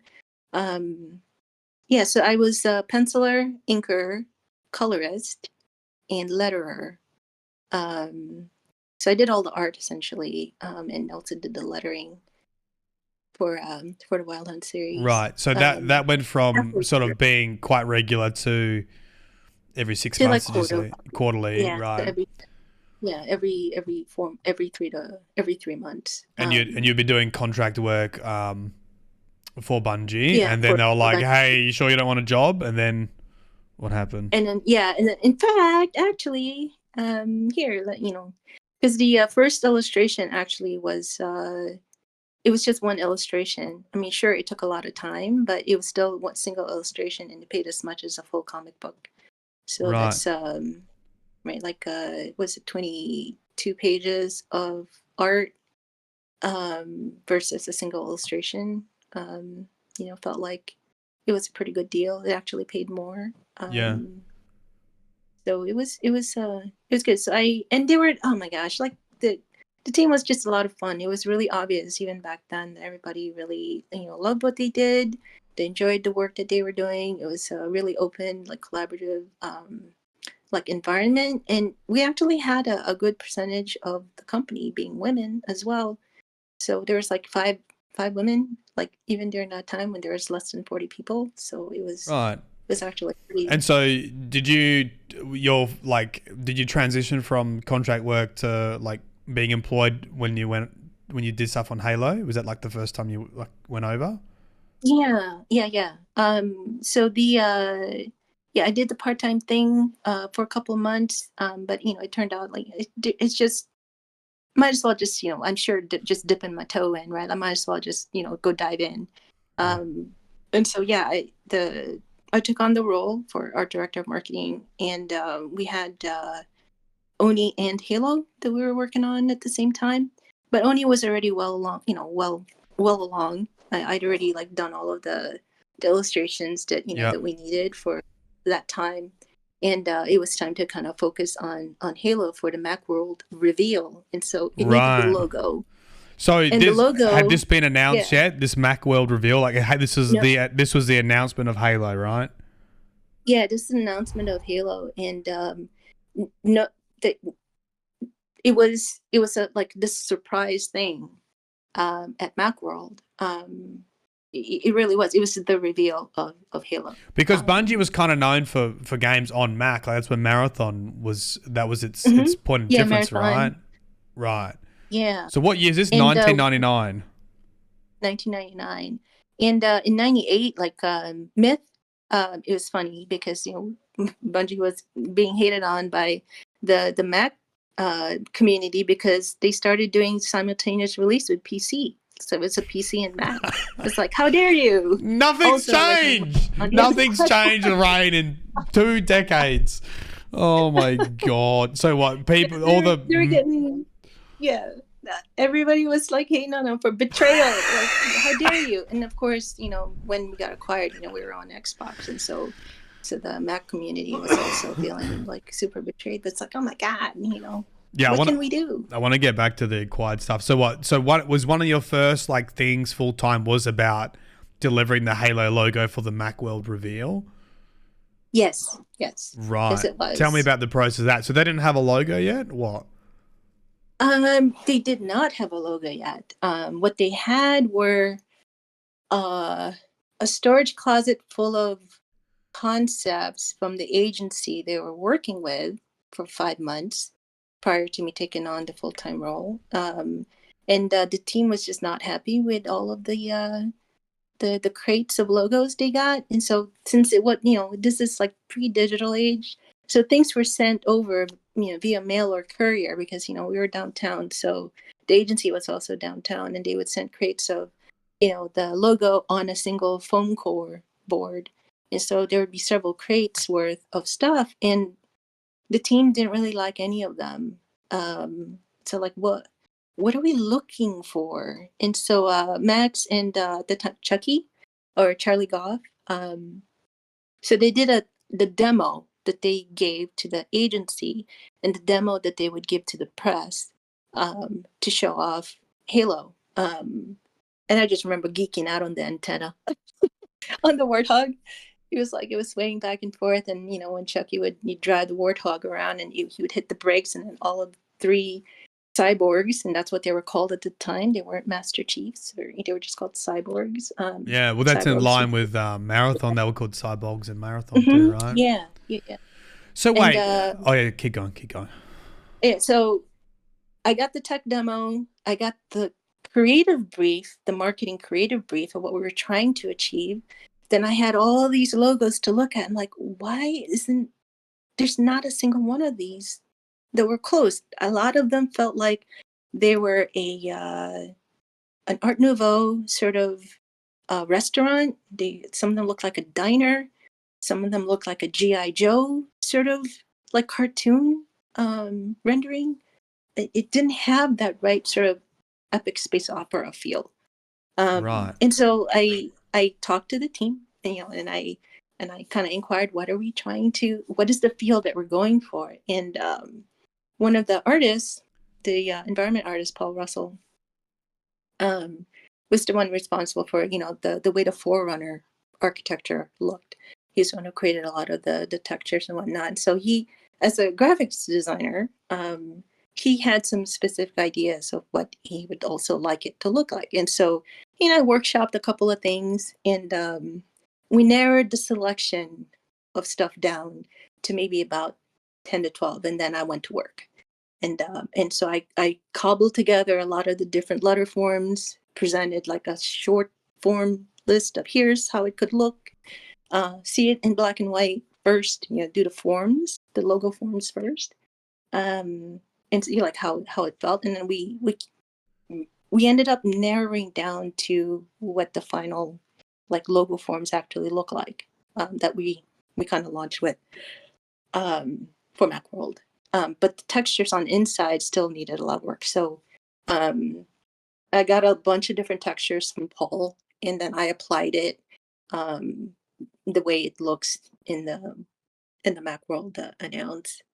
And then it's like it needs a little bit of some holding, like some sort of space. It's funny. I did the space charts back then too, like all of the geometry in the background. So I put something together and said, "Hey, agency, can you make something like this? But to make it work." And they just took my vector art and they just plopped it in. So I didn't even refine it. I just gave it to you as an example.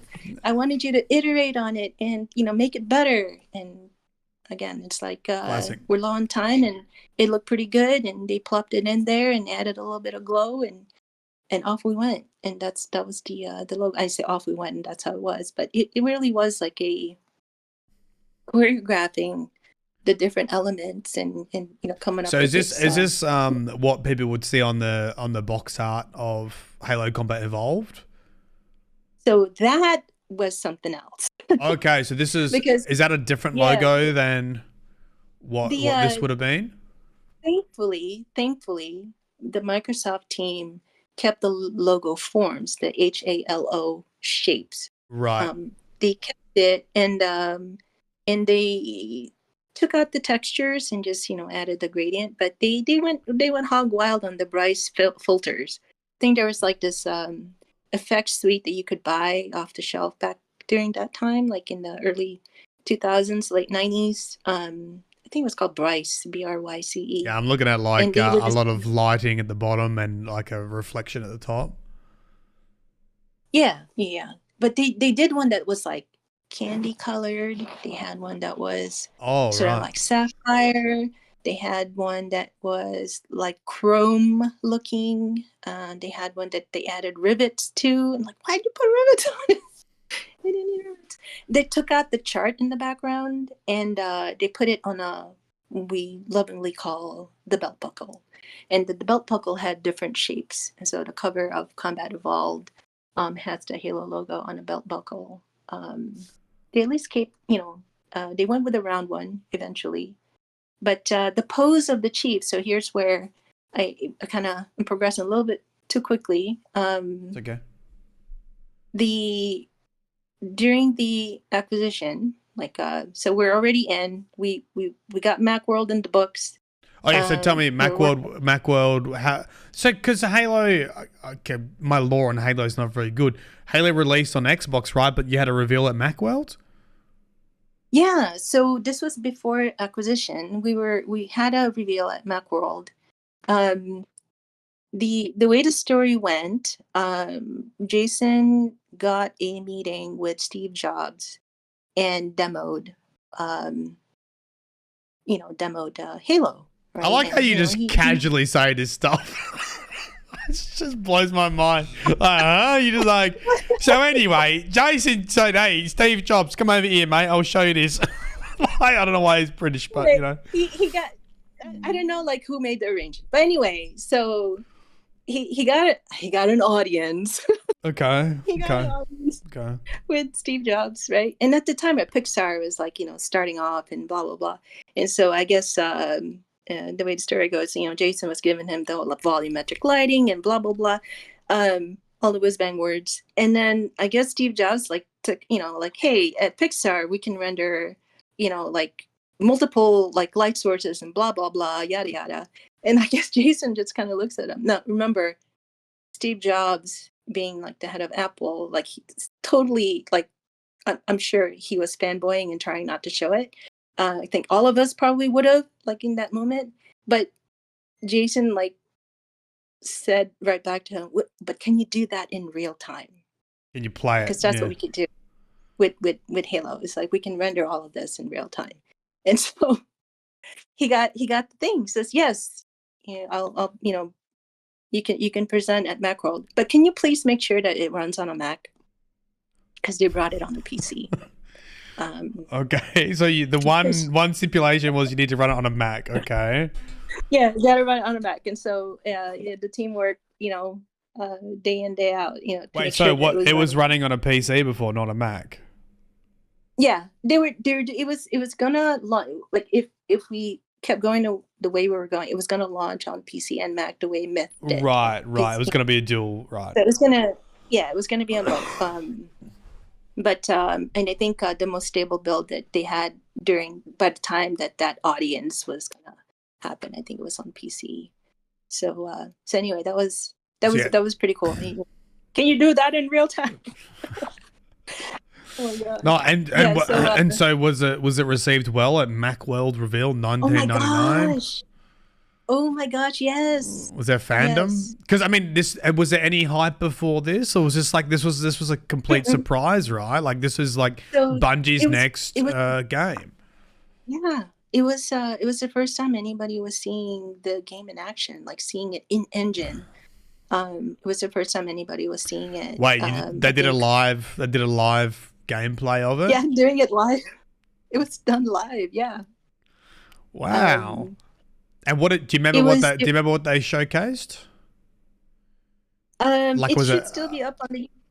Really? It should still be up on YouTube, like the Macworld thing. And I think what's it? Shikai even built a like the flag that the cyborg was waving around. It had the Bungie logo on it.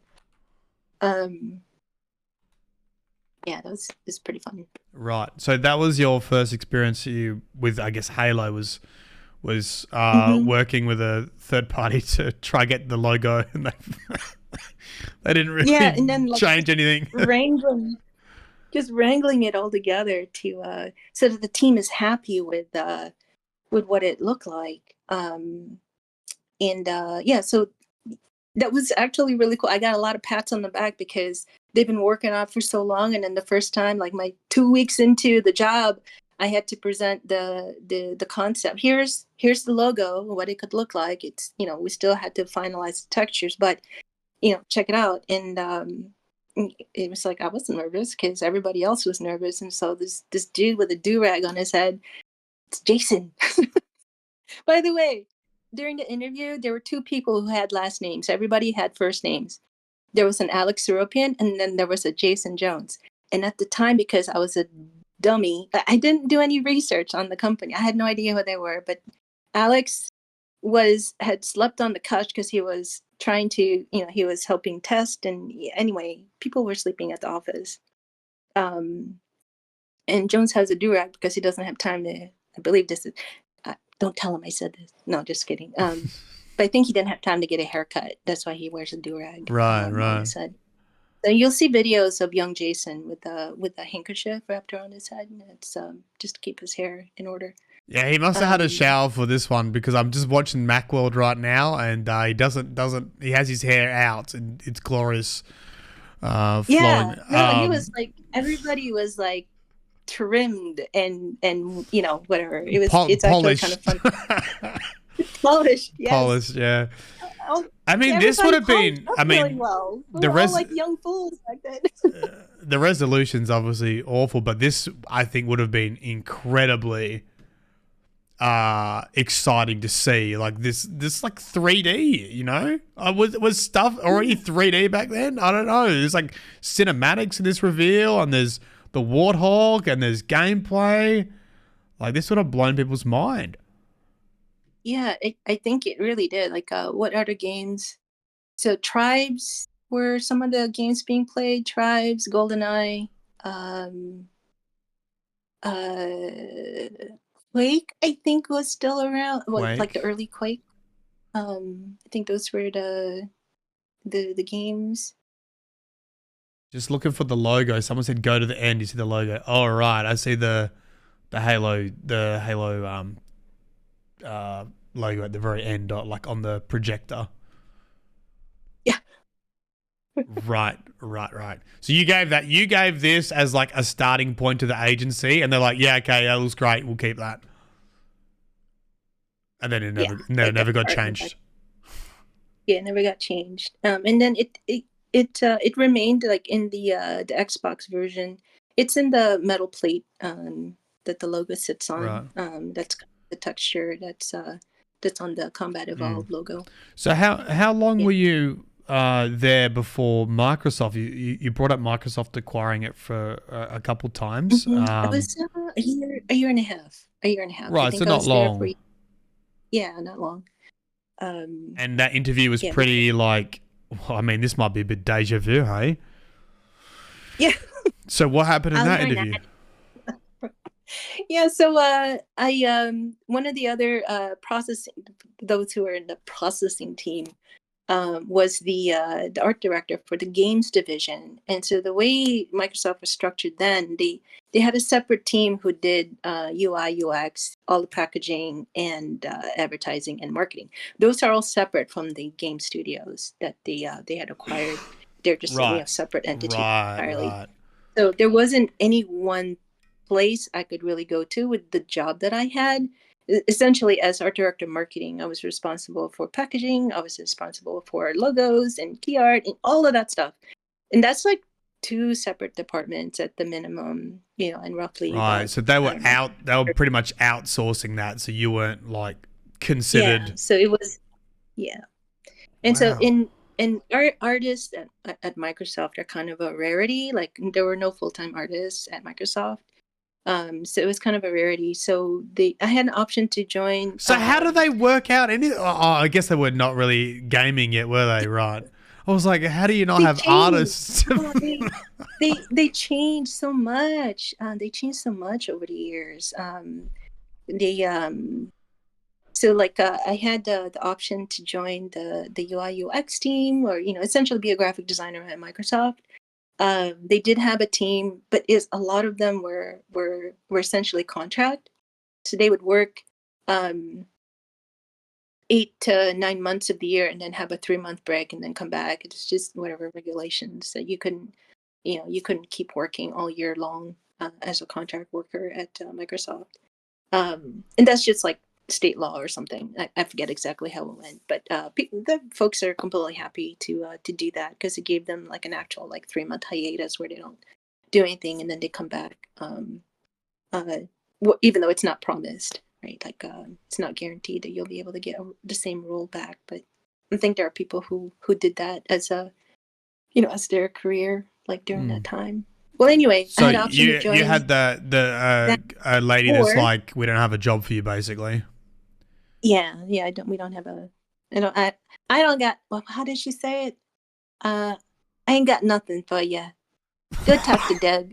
She had a very like East Coast like accent. Oh. It was like off-putting. It was like, oh my gosh, she was so dismissive, and it wasn't just to me that she was dismissive. She was dismissive to the gentleman who ran the Bungie store at the time, Jim Ruiz, I believe is his name.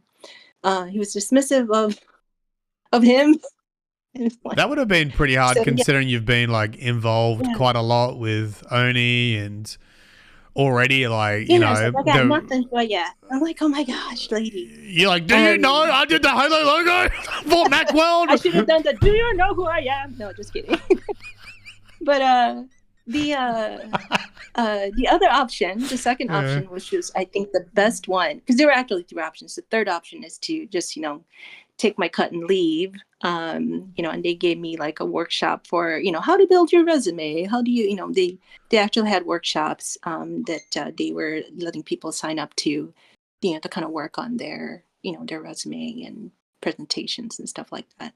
So that was the that's one of the options. And then the third option is to stay with Bungie, but as a 3D artist, because they were also, building up this other game called Phoenix. That was the code name of this other game.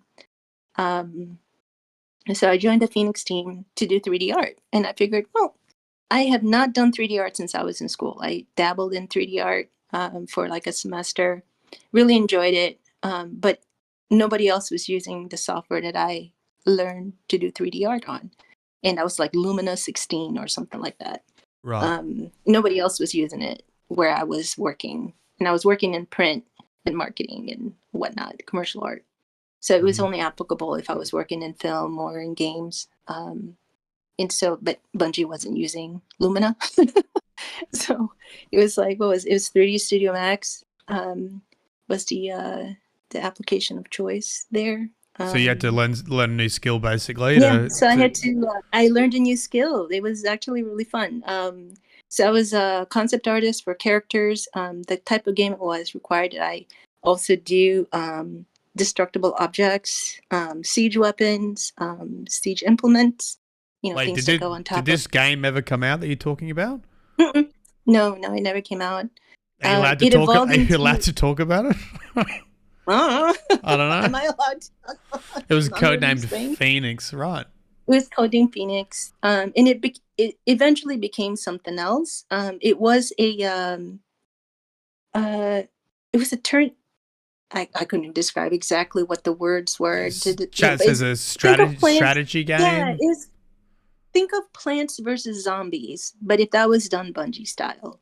Right. With goblins and undead and elves and like corrupted elves or right. Things like that. So it was kind of like that, but it was it had like destructible things, and it was essentially like kind of like that. So I was doing dwarves, I was doing goblins, I was doing the undead, I was doing some weird sort of zombie-esque and. That's the undead. What was the other thingy? It was so freaky. It was the corrupted, I think is what it called. So there were zombies and then there was the corrupted. Have you ever thought about how similar your early career is to what's happening now? Because as someone who's on the outside looking in, like it kind of feels similar. You know, Microsoft, they went from Bungie being uh, I don't know, maybe not self-published is the right. Was it self-published? Is that the right word? Were they Yeah, self-published? yeah, yeah. Yeah. We were To we were then self-published. Yeah. Microsoft, to then sort of not finding yourself having a job, to then learning a new to working on games that I guess got cut. Was it cut from Microsoft? Microsoft didn't want to pick it up. Basically, is that what happened with Phoenix? Yeah, so Phoenix, we got absorbed. The entire Phoenix team got absorbed by the Halo team, Right. in order to ship the game. And so the Phoenix team had to set the game down, and pick it up later. And by the time what remained of, whoever was willing to go back to that, when they came back to it, and they kind of changed the scope of it, and it became not sort of that Plants vs. Zombies sort of, turn-based kind of thing, and more of a third-person action that Yeah. starred that character in the lower right corner of the 10-year anniversary. Because I think It was really cool. It was a working. It was actually quite fun to play on the Xbox. We had a build of it that we kept around, and pulled up every so often, and just played like one mission, kind of like how Silent Cartographer was the mission right. that. So there was one mission that was fully crafted and thought out. It had placeholder audio, but placeholder audio from like folks like Marty. It was still pretty good.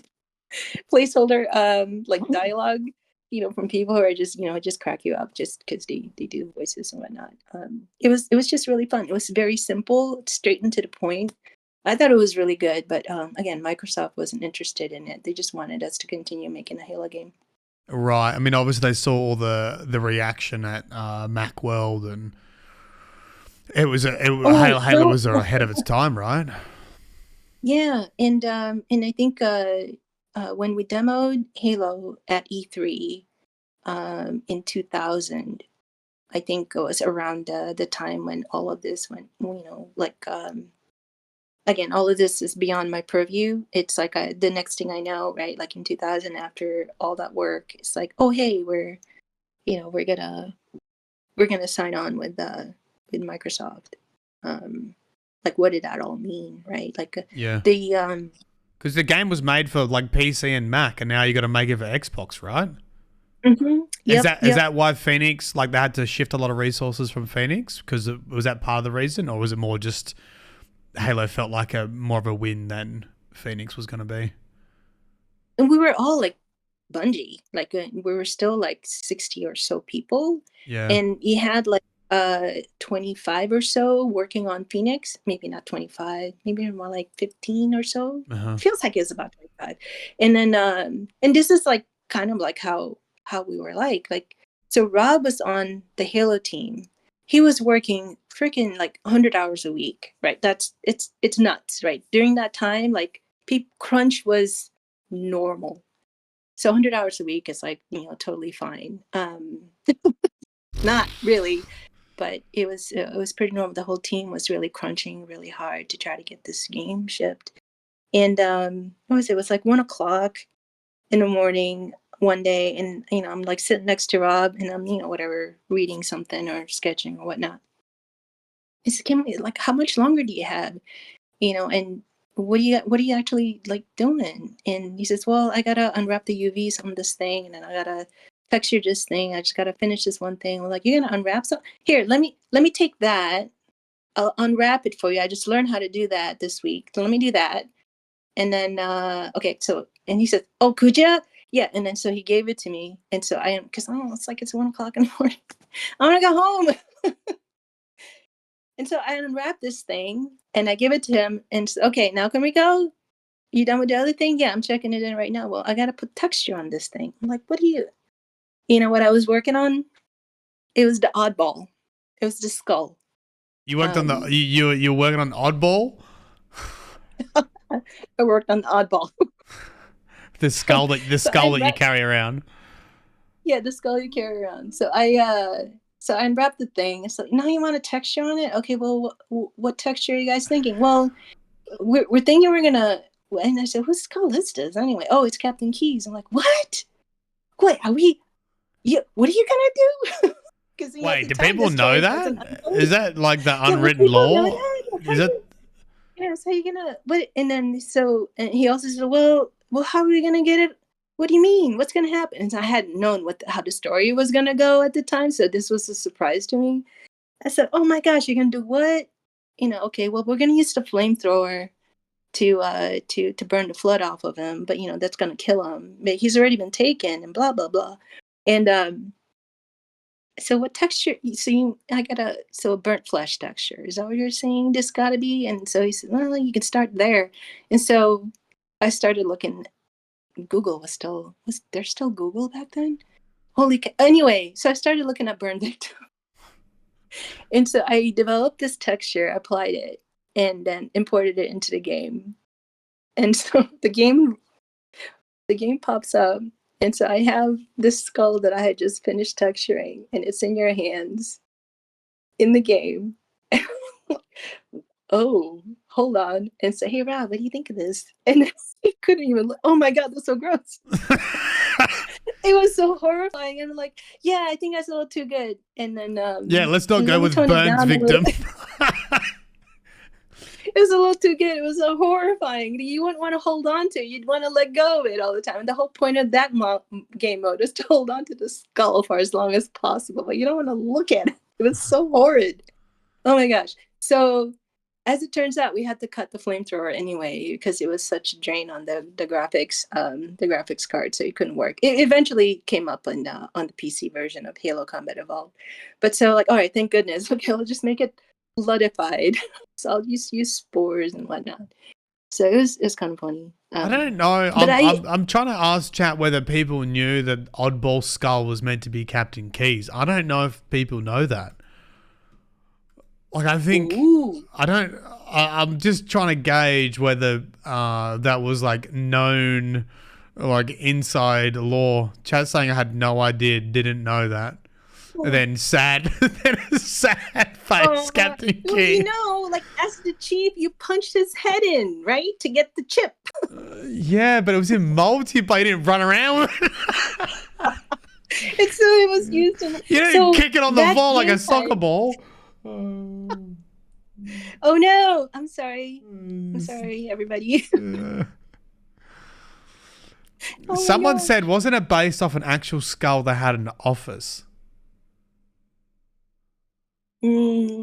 Well, probably, but by the time that I was working on this, that skull, like, there's no more skull. So for myth, the whole paraphernalia of like skulls and ghouls and whatnot Right. was the thing. Right? And so you all probably of that had a stuff lot of that stuff in the office.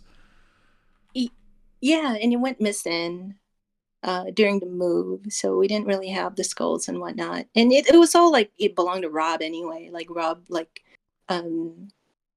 skeletons in his closet. No, it was stuff that for Halloween, like for they were Halloween dressing for his sister's place in Indiana. And so like he brought it into the office when we were still in Chicago. But by the time we were in Redmond, after the acquisition, we were in Redmond, Washington. The skulls weren't really anywhere. It was kind of funny that Ling Lings had arrived because we finally had time to unpack, and one of the guys unpacked, and there was the severed dog's head in a jar. And his wife didn't want it in the house, so he brought it to the office. What the hell? Oh my god! What?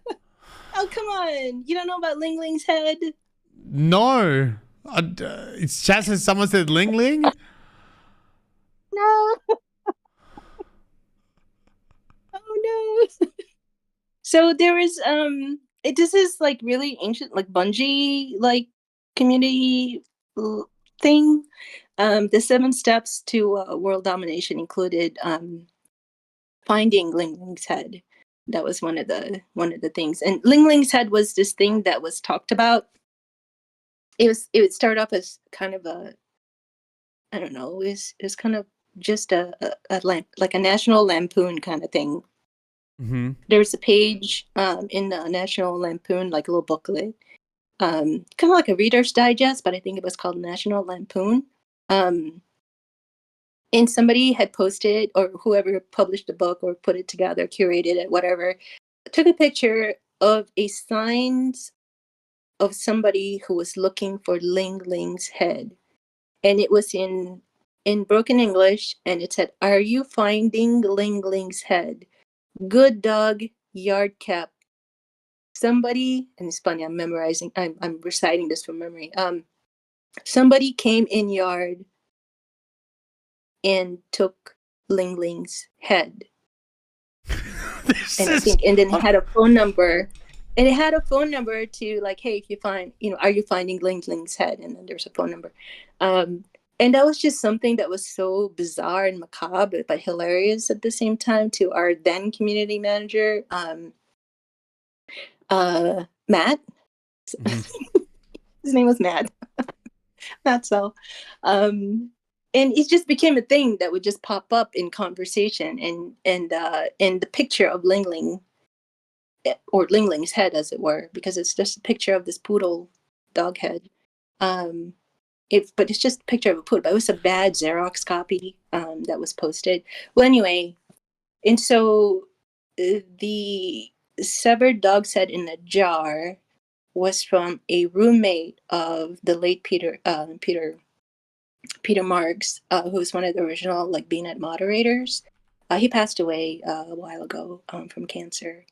But his roommate was a student at the School of Medicine in Chicago, and he had to bring home, like, whatever samples in formaldehyde, like jars of whatever it is for whatever they do. And I guess when he moved out, he left one in the closet, and Peter never knew about it. But when the Microsoft movers, like, moved you from wherever you are to your new place in Redmond, they grabbed everything. And I guess they also grabbed the severed dog Right. head. Okay. I feel like that clip needs to be at the beginning of this story, because I'm like, I fucking don't know where this is going, and I don't know how we ended up here, but I kind of need some context before I get my Twitch banned.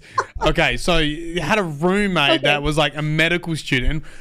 Who takes that stuff home? Okay. And they had it for whatever reason. I mean, yeah, you can't really take that kind of stuff. So that whatever reason they.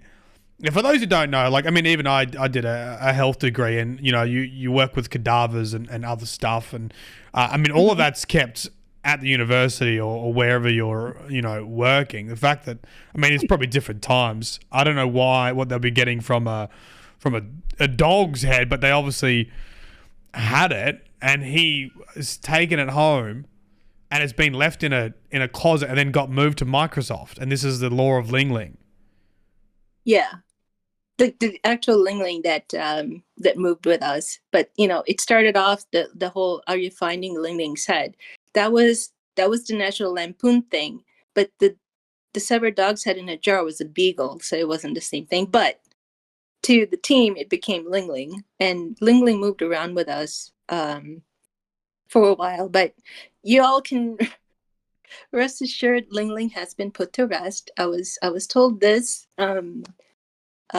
Because that jar seal could only last for so long, so they eventually had to do something with it. But we didn't really know, like, what do we even do with this thing? Yeah, that's that's one for the Bungie law vaults. Yeah, there you go. It was like different people got a hold of it, right? Like to in safekeeping, and and for a time it was under my desk, and for a time it was under Rob's desk. Oh my god. Sounds like novel fuel. It was like nobody really wants it, but at the same time, how do we get rid of it? True. It was like we got it, now how do we get rid of it? Right. But eventually our the facilities team figured out something to do with it. I think it was maybe 3 years ago. I think it was finally taken care of. Right. So Ling Ling, Ling Ling that's a long time. Yeah. How do we follow that up? thought I mentioned it for some reason. Why did I mention that? I don't know. Oh my god. I think we were talking about Microsoft's acquisition and moving offices, I guess, and maybe the Oddball skull. Yeah, we were talking about Oddball because you were helping Robert out because they were doing massive crunches to basically launch Halo. Yeah. And and this was and so then while the team was trying to finish the game, the Microsoft marketing team was getting to work on what is going to be the marketing campaign for Combat Evolved, and it starts with key art. What's going to be on the cover of the box. And while I was working on Phoenix, I was in a different room. And also, I chose to join the Phoenix team versus Halo team because Robert's on the Halo team, and it was just going to be awkward for everybody.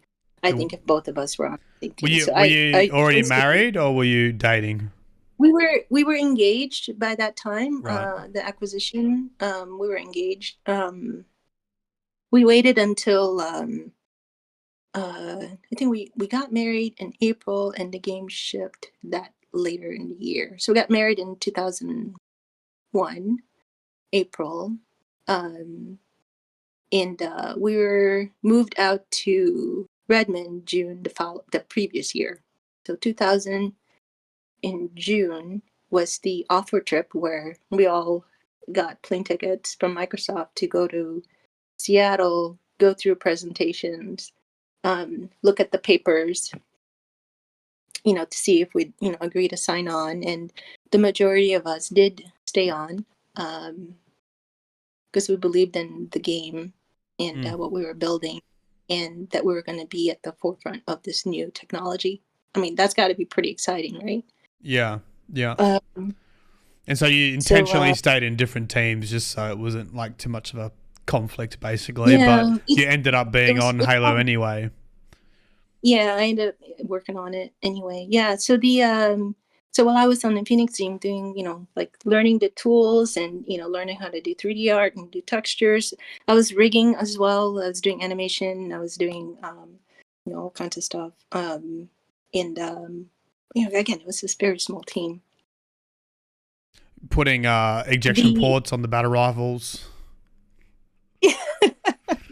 Doing the oddballs. Doing oddballs. So when the marketing part was underway, like they've been working on it for a while, and again, this is how crass, I guess, we were. I was walking by Marcus, the art director.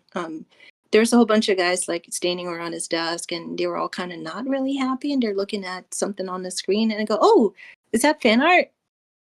And it was actually not. Not to bag on fan art, but it didn't have the kind of polish that I would expect for it to be key art. Mm-hmm. But it was a key art that was being proposed, and Marcus was reviewing that, and he just he had the game to work on, and then now he's faced with this and didn't really know what to make of it, because the way the main character, now he's called the Master Chief. The way the main character was being portrayed was really odd and out of character.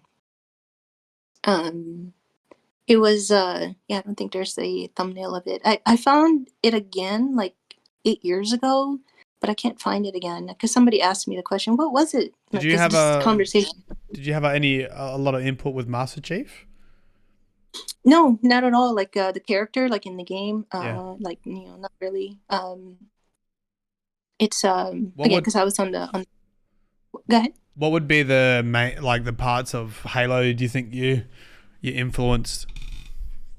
Do you have something that comes to mind that you really have a stamp on? The design on the Pillar of Autumn, right? The logo. The Pillar of Autumn I actually designed when we were still in Chicago, and it was Robert said, "Hey, nobody's working on this. If you have a moment, the ship itself." Yeah, the ship, the Pillar of Autumn, the design of the ship, the way it looks. I was doing that while I was working on Oni. I was working on Myth Total Codex. So I was already crossing two different streams here. Anime, so wait, he goes, if you got time, can you make a colony ship? Can you make the spaceship that we all, that the player actually like, arrives in system with? Like the opening scene, you know? Yeah. So that was fun. So I did a couple of sketches, ran it by the team, ran it by Marcus, and he had some feedback. Oh, this looks too small. I'm like, okay, it's a pencil drawing. But I get what you mean. Like the proportions are a little short. So I extended it for the back, another 300%, and did a marker rendering of it. And once the marker rendering was done in, like it made a lot more sense, and so that was good. But I didn't get to model it though. They had a contractor working on it, and I only found out about it because I walked through one end of the offices and saw somebody was working on, hey, what's what you working on? Yeah. And he was working on a bunch of different things, but then finally Rob said, hey, Adam's working on your ship. Oh wait, he's working on that now. And by the time I guess Rob found out about it, like he had already essentially mostly finished. And but I was able to show him the original concept because all he had was photocopies of the Oh, wow. concept art. And so he didn't have like a whole lot of detail in it. You think and it would have he was been trying to make out like he was trying to make out what is the shape here? And I said, well, here. And I showed him the marker sketches I did, and okay, well that makes more sense. But unfortunately, he didn't have animation nodes on his model that he was allowed to add. So there are pieces of the Autumn that was supposed to open and extend out. Because when you're in whatever hyperspace or whatever in the middle of combat, your sensitive bits like antennas and whatnot poking out, right? You don't want that damaged. So it was supposed to retract and be behind the ablative plates on the lower front of the ship. But anyway, he had them all poking out. I'm like, oh. Oh, it seems like it's funny he's talking about Bungie this way because I feel like it's pretty similar. Do you think it's changed over the years? Like, I feel like that's a pretty common story. I mean, I think every company has issues with communication and passing things up and down the line, and it's crazy to sort of hear that because I think that probably continues to happen. No, I'm not saying it's a bad or like that's not like a slight, but like interesting hearing stories from back that far. Yeah, it's the because Adam was contract, so he wasn't hanging out in the pit with everybody else. Right. So, right. So he didn't know, and and it was just so busy. They figured, okay, well, the photocopy should be fine. Just make the thing. We got to hurry up and get done.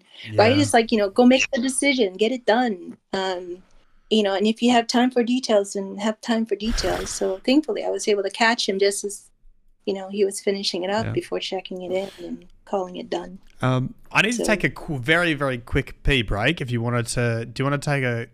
Because we've gone for a little bit already, and we're obviously just having a good old chat. I'm just going to take a quick break if that's right. Do you need to get some water or anything? Go to the bathroom? Yeah, that'd be good. We haven't really set a deadline for this, so we can talk about that when we get back if you like. And okay, yeah. Because we've been going for a couple hours. All right, so give us 10 minutes, chat. Really? 5-10 minutes. Yeah, we've been going for 2 hours. Robert just came in and told me. Robert just came in and says, "Yeah, you've been at it for." We've been out for 2 hours, yeah, and we've just got you started to work at Halo. So we still got another Robert. We still got another 15 years, bud. Go make yourself dinner. All right, no. Go take a break. Everybody, get up and walk take around. A break. All right. All right. Be back in a sec. Give us 5-10 minutes. Yeah. Same. I'm gonna mute this thing. Here it is. Go with that. All right. How we going, chat? Everyone good? I've been very happy. Hope you're enjoying it.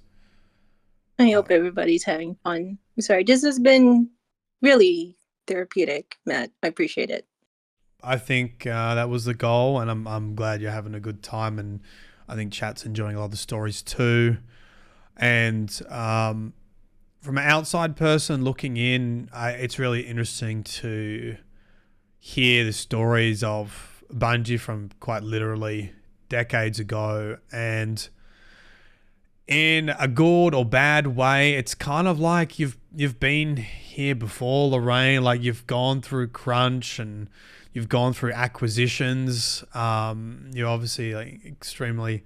You've worked at Bungie for a long time, and whether you want to argue it's good or bad, it doesn't seem like a whole bunch of stuff's changed from, think this needs to be done, and then someone gets quiet and this game gets started and then falls down. But I think for me, it's like there's a lot of panic and anger and all this stuff towards Bungie, and it kind of sounds like, you've been there before and you've weathered it, and, you've had an incredible career and done so many amazing things, and you're just at that point again. Like you're kind of in the loop, and you're about to start a new chapter. I know it's really corny to say that, but I just played Alan Wake 2, by the way. I don't know if you played Alan Wake 2, but I have not. Okay, I've been hearing about it from the kids. It's very good. So I won't make that reference yet, but yeah, does that make sense? Like, I think people look at Bungie right now as like, this is the end. And it's like, actually, now that I'm speaking to you, it kind of feels like this is how it always is. And, it's not necessarily makes it any better when you have to cut people and do this and do that. And it's obviously extremely hard, but like, just listen to your story. It's kind of like, that's the chaos of making a game, I think. Yeah, and a lot of the chaos from those early days where we had to wear many different hats. We work like crazy long hours. Like that's not sustainable, right? Like No. you can't really live like that. Like for those early few years, like from when we moved to the Pacific Northwest, it was like the 100-hour work weeks, and I was working on Phoenix during the regular part of the day, and then go out to dinner, and then I come back, to the office. That's where we basically lived, and we stay there until you're falling asleep at your desk. Just to make it work. So Combat Evolved was really hard, but Halo 2 was a freaking death march, right? And we had there's a vidoc of the whole process, and it really was, it was super bleak, right? Like during that time, and I resent that video because in that one I was painted as the wife of a developer, right? And I was painted as the mom with a kid, and just like, I don't know, like looking back on that, it's like, oh gee whiz, is that how you're gonna show me? Oh Like, no! like, Do you want to talk about Halo 2 now? Because I've heard this. Look, yeah. I didn't play Halo until my 30s. So some of this stuff is well, sort of new to me. So you said Halo 2 was a death march. Yeah, it was a death march for the team, and so I the dual wielding, like Master Chief, kind of started off as a cover for OXM magazine, the official Xbox magazine. Yeah, so you sent me an image of. Did you do the Halo 2 cover art? Yeah, I did the cover art, and I also put the 2 on there, and I made a 3. Let me just show chat. Those shapes too. I made the 2 and then the 3. But Halo 2 cover. The dual wielding Master Chief as well. Yeah, dual wield Master Chief. He was originally gonna have battle rifle in his hands, but at the time, again, like I was, what was I working on at the time? So by the time the team started working on Halo 2, I was working on the advertising for Halo for the PC. So I was working on that. So I was the one who's creating the primary like advertising campaign art. This big vista. It was like a big sort of storming of the beach, sort of Omaha Beach kind of scene that I was compositing from multiple screenshots from the same camera. Like I would composite the Marines and the Chief storming up the beach at silent cartographer. So I was working on those things. I was on the BNet team by that time. I'd already left the Phoenix team. And what else was happening around that time? So what like was What was the vibe like with Halo 2? You said that was like was it just a crunch? Was it just we have It to was the success of yeah, it was Halo and then it was like we need to get this out? Like what was the um yeah, from where I said it's really harder to, again, it's like more distance between me and the team because I true? moved to, I was on the BNet team by that time, or community team, so to speak, but it's kind of a Right. catch-all. Like I was the interface between marketing, sales and marketing, and whatever else that is, like the Microsoft team is trying to do, like with Halo, like if they were working on, like, I don't know, like during Combat Evolved, there was a little bit less of that. I worked on the cover, and then I worked on the Game of the Year cover. I unplugged oh my gosh, the hand on the gun, the barrel of the gun. Just it was, I don't know. You guys will see it. I don't know, I'll have to send you a picture. Was it Um, artwork or in I did. game? It was artwork. It was artwork. There There was was an agency. It was an agency work where they were doing the render, and I asked, could you give the chief some fingers to hold the front end of the gun up?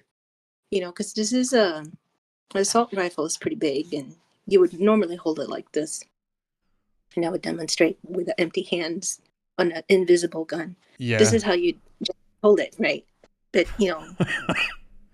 And the agency didn't do a good job. Is that where this story's going?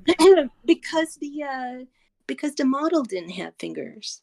In the Combat Evolved, with the resolution that we had for characters, Right. the chief's hands were essentially a wedge with a finger already set for a trigger finger, and a slightly, essentially it's a claw. There were no fingers.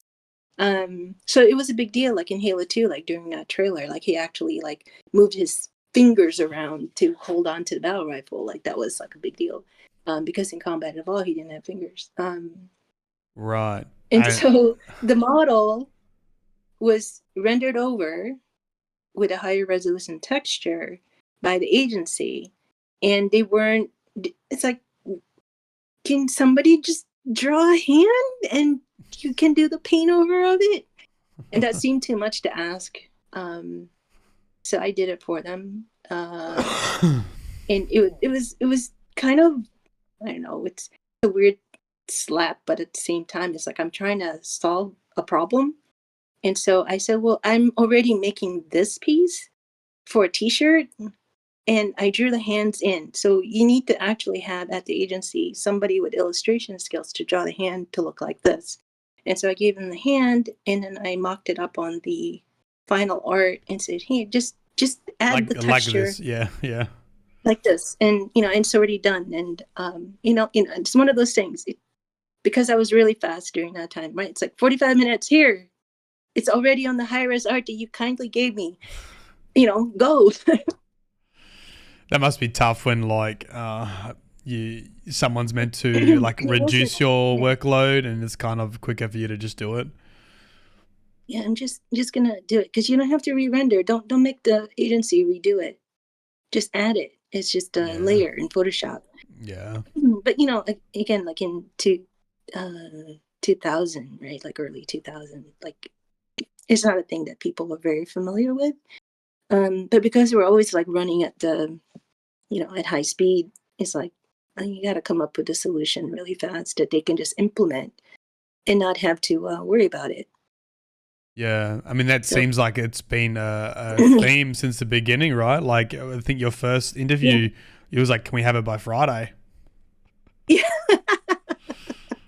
Well, yeah, maybe pretty you much. deserve a bit of a break, Lorraine. Are you going to take a bit of a break after this? Are you going to just take some I time probably to? should. I think, yeah, Robert told me, like don't even look. Can you just take a break? And I'm like, okay. Um, it's Yeah. hard to sit still. I don't know. That's just maybe how I'm wired. It's hard to sit still. What are you? It's Do you have never. thoughts on what you want to do? Have you thought much about what you want to go to next? No, not yet. I think I mentioned it earlier where I didn't know what I would actually find if there was something commensurate with the stuff that I was doing. So like for Halo 2, Halo 3, Halo Reach, ODST, I kind of, if 2007, 2009 was kind of a difficult year for me. Um, but I was essentially the main principal marketing artist for Halo during those times. But I also I worked on I was the I don't know what would you call that. It I can tell you like what I did, and then you can give a guess to what the title Yeah. was or what it should Yeah. be. So for Halo 2, like I did all of the covers. Okay. The Golden Campaign, basically, is what it's called. Um, I posed a model, rendered it out, did the paint overs. But for each of the pieces of art that was in the Golden Campaign, I created many different options and ran it by the team and made sure we get buy off from Marcus and Joe and everybody else, the character animators and everybody essentially. Like, we're just a small group. It's like, hey, what do you think of this? Right now, take feedback and implement and get it done and create the source art, give it to the agency, and they do the high res pass on it, and plug it into all of the campaign art that was being put together to use as the double page spreads and magazines and whatever else was going to be done on sides of buses or buildings or whatnot. So that's what I did, like for Halo 2. But not only that, I did all of the screenshots. If there was a screenshot during that time period that showcased multiplayer, I worked on all of those, and those were largely composited. Essentially, finding the camera, I worked with the game tools, plop the camera on there. I had to freaking type in that screenshot command each time, and then splice together the stuff that pops out. Collating and putting that together. So I essentially developed all of that. I think you really Stuff. bridge the gap between audience and developer, almost like a community manager, but with the art spin on it, really, because you weren't only you're sort of translating gameplay to something that people could visualize and understand in a single image, right? And to buy into, be like, hey, I want to play Halo 2. Like, this image captures the game I'm going to play, which I think is incredibly undervalued. I mean, it should be highly valued. The way you're talking about it, it's like you're pretty much capturing the essence, and this is sort of what your career's been about, is like capturing the essence and themes of what the devs do, what the game company's doing, and then translating that to something people relate to. Yeah, and it was not a department or team that existed during that time. Now we have capture teams. That's an actual, thing that you can apply for is being a capture artist. Yeah. We didn't have that at the time. Like for at Bungie, it was me. Yeah. And then I had a couple of folks. Eventually, it was during the beginning part of Halo 2, and I was trying to put screenshots together, and it's like, do you need help? What can we do? And I jokingly told Pete, can we hire somebody to hold the tilde key for me, because I need to be able to pause the game while I'm maneuvering with the joystick, but I can't, my pinky and the joystick doesn't, I have to use my toe or something. And I was just joking, but he got me somebody to help, not just to press the tilde key, to help screenshot stuff. To help me with screenshots. Hey, I need a dead body in this corner. Can you throw a grenade at your feet so you can I need a dead body in this corner. Can you join my game? So you were like the Frankie. first like game. Frankie, can you it's like, Frankie, can you jump in and drive the ghost over here so I can blow you up? So you're so he's drought first gameplay artist from a marketing point of view. Yeah. Right? It was pretty, it was damn hilarious. But well, I think that's what makes it interesting, because it was a small team and you've been there and you've got all these skills, just incidentally working on Pillar of Autumn or Oddball, I think is what it makes for a very interesting story. Yeah, been really, really lucky to be at in that space at that time. Well, so, I mean, I think it's your mindset though, because a lot of people might look back and go, "Oh my god, I didn't have a role. I was just doing random stuff. I was helping out with this, that, and the other, and then, it was not very well defined." But you kind of look back on it and like use it as an opportunity to work on all these different stuff. And I don't know how many people would look back on a lot of crunch time and still be happy about it. I don't know. I can still look back and laugh at it. I don't know. It was Yeah. just a different mindset. Should we do a quick like power through, because we're at Halo 2 right now? Do you want to share some bits from like, I don't know, did you work? When did you stop? When did you stop working on Halo, and when did you move over to Destiny? Oh my gosh. Once it like after 4, like 4 and 5, gosh, like yeah. once it. So you just did like So, Reach, ODST, all that. It's Halo Reach was where we got to the point where the tool set that I was working with was really mature, so I was able to actually work on the Halo Reach box art cover. I was able to use that same scenario to build the collector's edition, the statue, the memorial statue. And at the same time, from that same scenario, I'm going to just call it that because I don't know what else to really call it. It's a cinematic space where all the characters are present, and then I had control over the nodes, where I can specify who was going to be in those nodes. Is it Carter Cat, or is it just a Spartan with specific gear and certain colors and certain weapons? And I had control over that, and so I would change those parameters, import it into game, take the shot, and then create the cover for some magazines, do the Doritos, do the Mountain Dews, and like art off of that. And at the same time, I was also collecting all those assets to send to the not agencies, the effects houses who are working on the commercials, like the live action commercial. And this is my favorite story about the live action commercials. Oh, is I'm it? gonna tell you about Yeah, the wait, Halo Reach one. are these? Oh, Halo Reach. I know. I remember the Halo Reach. I remember the Halo Wars one. Halo Reach I didn't Live. work on the Halo Wars. Halo Halo Wars was Dream Team. Yeah, I didn't like Bungie didn't work on Halo Wars. Right. So that you was work. Okay, so tell me the story about the Halo Reach live action. All right, I'm looking at them now. 11 years ago. Right. So for oh my gosh, yes, it is about 11 years ago. Oh my gosh. Well, anyway, so the community team. That's kind of like what we were called, but that's not really all we did. But by that time, by Halo Reach time, Robert had left core development. Was mainly working, as a writer at Bungie, and so he was doing script reviews for like the commercials. He wrote combat dialogue for a long while too. And all of the for folks who played Halo Reach, like all of the descriptions of all of the gear are the things that that Rob also wrote. But he wrote a lot of, I don't know, like 25,000 lines of dialogue. It's nuts.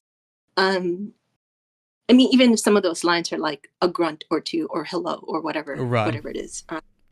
Yeah, or Roger, or copy that, that kind of thing. Well, anyway, script review for the commercial. If you guys, the one that showed. Yeah, chat's pop. The Deliver Hope, is that the one? Deliver Hope, yes. Yeah. Deliver Hope. We're looking at it now. Where Kat suffered a blow from a banshee, throwing down an explosion, and she's stunned and she's on the ground.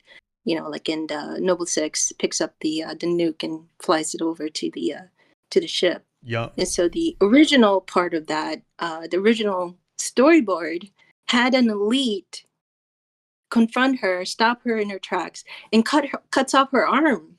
Right, there's like huge combat going on, and then like they go into like a hand-to-hand combat, and her arm gets cut off, and then she just lays there. And I just took like, I don't know, I was a little, what is the word?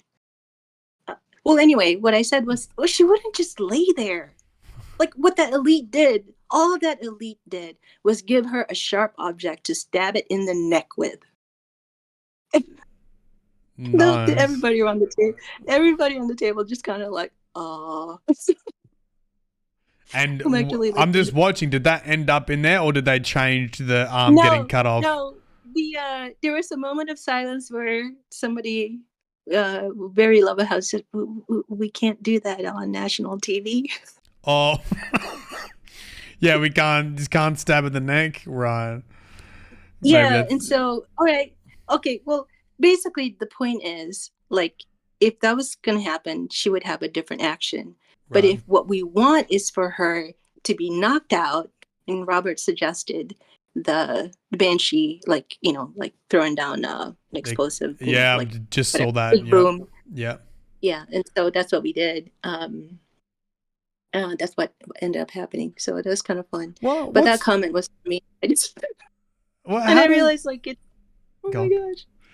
How is it talking? I think it's interesting the creative process when you're talking about this stuff when you're in a big team meeting. Like, how do you get ideas like that across? How do you like justify? Because a lot of it's like gut feeling and familiarity with the subject, and you know, have you had that happen a lot where you feel like there's been a people not being in touch with what a character would do, and you've had to be like, yeah, well, Cat wouldn't do that. Cat would Yeah. like Yeah, Cat fight wouldn't do back, that. and I don't know. Yeah. Have you had other stuff that you've got across the line when you've made some changes, or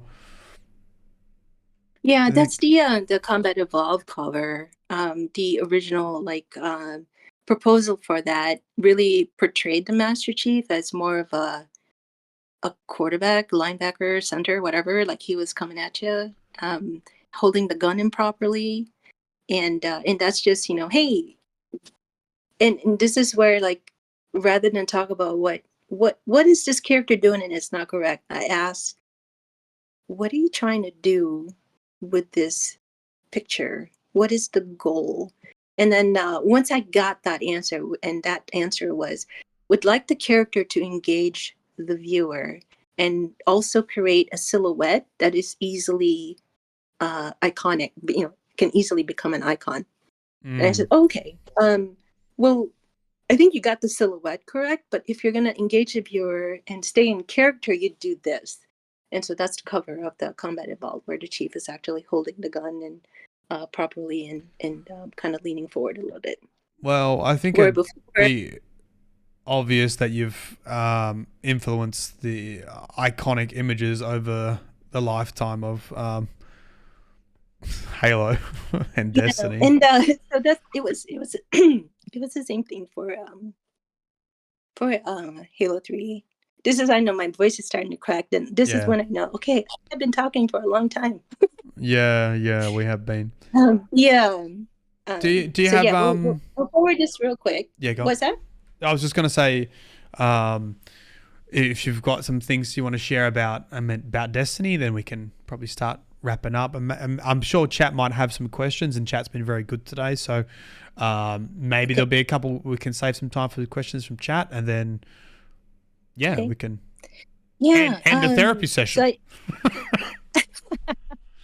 2009 was when Destiny came into the picture, and it underwent so many different like code names. Right. Um, and yeah, it wasn't Destiny until like the team was ready to think about what to call it. Um, but I think folks are aware of the Destiny Awaits in the ODST like Yeah. poster, like in so the team has sort of like had a leaning already on what it was. So I worked on the pitch book. So what was it? Pete walked up and well, we were in the middle of wrapping up Halo Reach. We were the last team, but by that time we were a visual design Mhm. team, a visual ID and design team. Mhm. But it's a really huge team. It was like me, two others, and then a couple of contractors. There was like maybe uh, four or five of us um, doing the all first party assets like Xbox 360, like avatars, um, like all of the like action figures, all of the commercials, all of the like all the in-game footage was largely done by visual ID and design, and there was three full-time folks and I think maybe four vendors, not even contractors, and then two contractors. who was working on the store stuff, was working on the anyway. It was a very very small team. And where was I going with this? The question It was, was please. wrapping up Reach and moving over to Yeah. Destiny. And while we were in the middle of doing all of that, Pete walks up and, hey, we need a pitch book. It's going to be like just 3 pages. Like, just want something to present, in a summit. And then that was on a Monday. And then Monday afternoon, it went from 3 pages to 6 pages. And because I told him, like, you can't really just have 3 pages. You have the other side of the paper. It's going to be weird if it was blank on one side. Do we have a cover that we're thinking about? Like, what do you, whatever. And so you went from by Tuesday you went from morning, 3 pages like 7, or like 6 plus a cover, Yeah, and so so it went from like it doubled in size by Monday afternoon. Then Tuesday morning at 6:30, I get a message and says, "Okay, it's actually going to be a little bit more than that. Let's say 12 pages." I'm like, "Okay, I can work with this." Um, and it just kind of kept ballooning. Okay, well, we postponed the meetings to next week. I'm like, okay, good, because 12 pages is a lot to fill. And then the next thing I know, it went from 12 pages, and now they got more content because engineers are starting to put copy together. Like Irk was starting to put copy together. We had design team put. Anyway, it was like growing, and then now there's charts and graphs and stuff like that. And by the time we got to Friday morning, I had a full-fledged book I needed to make. And this did was the you pitch know book. anything about this pitch that you were pitching? Well, I had to read the copy in order to make stuff So flow this really was well. like really early design of Destiny. So you sort of had a bit Yeah, of really, information really on early. what it should convay, and that's about Yeah, I it. had yep, I had a good idea for the feel. Like the like Chris Barrett was the art director for for Destiny, and he had a very specific vision on the look and feel. Like the whole team had a very specific vision on the look and feel, and it was I don't want to say like easy, but it was kind of easy Well, that would have been because it refreshing for was you clear. because Yeah. previously everything didn't have like a vision or a theme, right? You were kind of like Yeah, it didn't. Hmm. reminding people And it like, was "Hey, what do you want to achieve with this?" And it seems like they maybe already had an idea. yeah, and it was like there was no like Dayglow blue colors. There wasn't any like gradients of whatever the usual sci-fi sort of trappings of what that kind of game would normally have. Mm-hmm. It was like super super refreshing. It was just like a new way of. It was a really fresh approach to like just graphic design, and video game was like an important aspect of it that wasn't really heavily captured, and we sort of kind of dabbled on it in Halo Reach. But then we just took it a couple of notches beyond that, like with what the team really wanted for Destiny. And Mm. so the hashed lines, so like when you boot up the game now, Mm-hmm. if I just turn on my controller, I'm trying to remember where it is. Okay, after you hit play, a light fall, and then you see now you're in the black with the Yeah, hashed yeah, lines. yeah, yep. Yeah, so that one, I made the original one off of a piece of art that Chris found in public domain, and so I recreated it. Um, and then this one that's in Destiny 2 right now is a fresh one, and I built that one off of Mount Rainier, the topography of the Mount Rainier, and so I built that one, and the Wow. team implemented. Like I used it for like other marketing pieces, and the team used it for the boot up screen. Right. So that was kind of. But you found the process obviously like had matured a lot since you first started working at Bungie. Like you were part of a bit more of a team, and there was like a very clear direction when you joined Destiny art wise anyway. So it felt a bit easier than previously where Yeah. there was just like a hodgepodge of like ideas in some scrapbook somewhere. Yeah, it was a hot, yeah. And also it was one team really like kind of, charting the course basically, where with Halo, we sort of started as one team, but then the marketing got separated out to Microsoft, and it was a hard time. We had a hard time trying to convince the marketing team that they should incorporate our actual goals for how we were crafting the game and include it in their marketing. Because like the golden campaign for Halo 2, when I was first sent to kind of go to the meeting to, you know, to help them out, put that in air quotes, help them out. It didn't even have the Master Chief in it. There was no Master Chief in any of the marketing campaign that was originally proposed. Um, and I was able to convince them to include him and actually have the campaign revolve around the chief, because you know that's the character you play. That's a pretty good idea, to be honest. Pretty good That's the character idea. you play. Oh, You know, wow. and because the marketing team have no insight to the story development too for the games, you know, and that's the thing too. Like with, you know, with Halo, Halo 2, Halo 1, Halo 2, it was like completely separate. But I think, you know, I'd like to think that Bungie sort of changed the way the marketing team at Microsoft kind of thought about the game, because we had a lot more, we were more in sync uh, with the Believe campaign.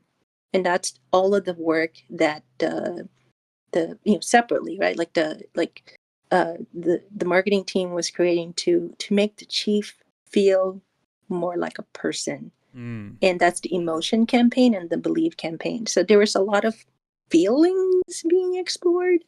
And so when going into Destiny, it's like it's one team really crafting the messages, the visuals. It's, I don't know. It was really so refreshing. It was really, really cool. And then we partnered with Activision. Yeah.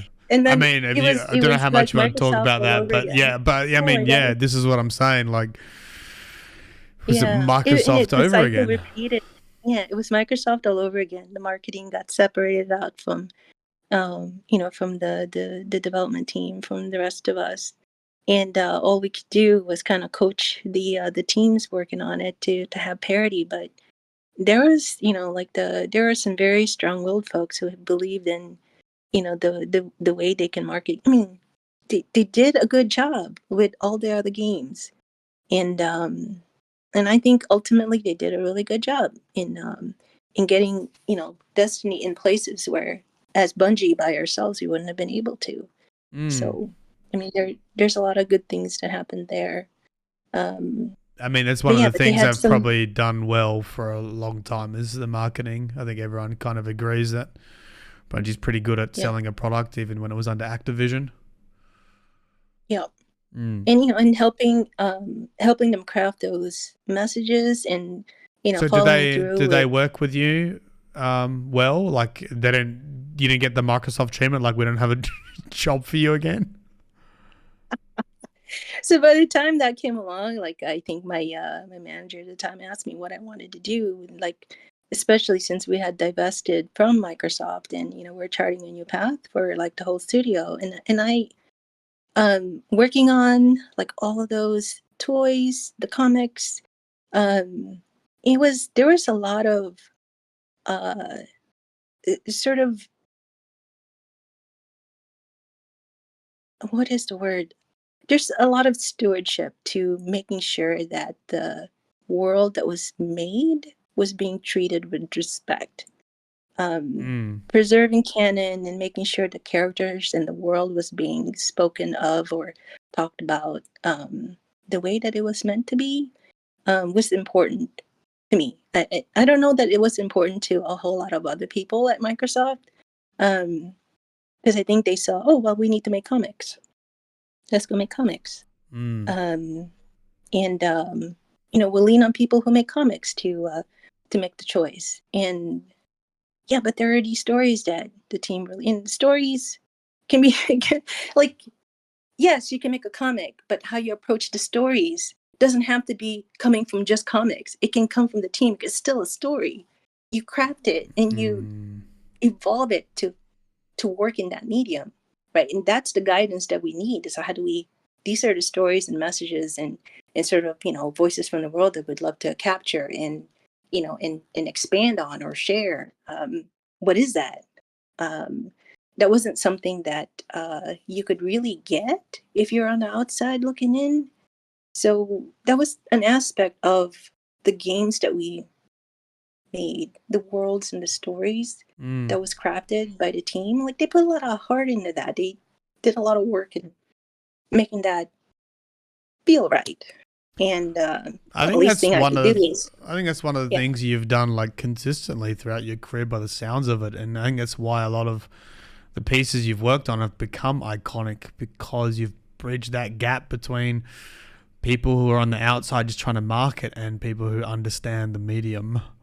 And I think that's why when people see your work, they instantly recognize it. So that needs to be in your resume, Lorraine. gotta concisely put that in my professional statement. yeah, I'll be a referee if you want. I never were. Well, we sort of work together on the Grimoire anthologies. I am aware of the time. Gosh, go on. How are those, by the way? What do you like? The ones that came after, have the groupings been good? Like, I don't know that I've ever asked you, or if you've talked about it. I haven't watched them.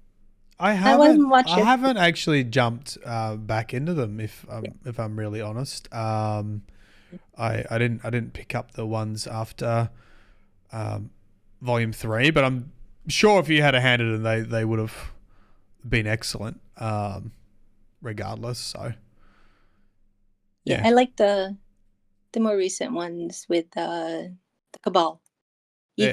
All the like the product quality and the covers of them and the artwork and all that kind of stuff they're just really nice books to have, for sure.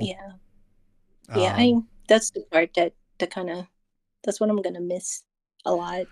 Is working on those, because you obviously you helped work on the anthologies, and you've been working on the collector's editions, and then obviously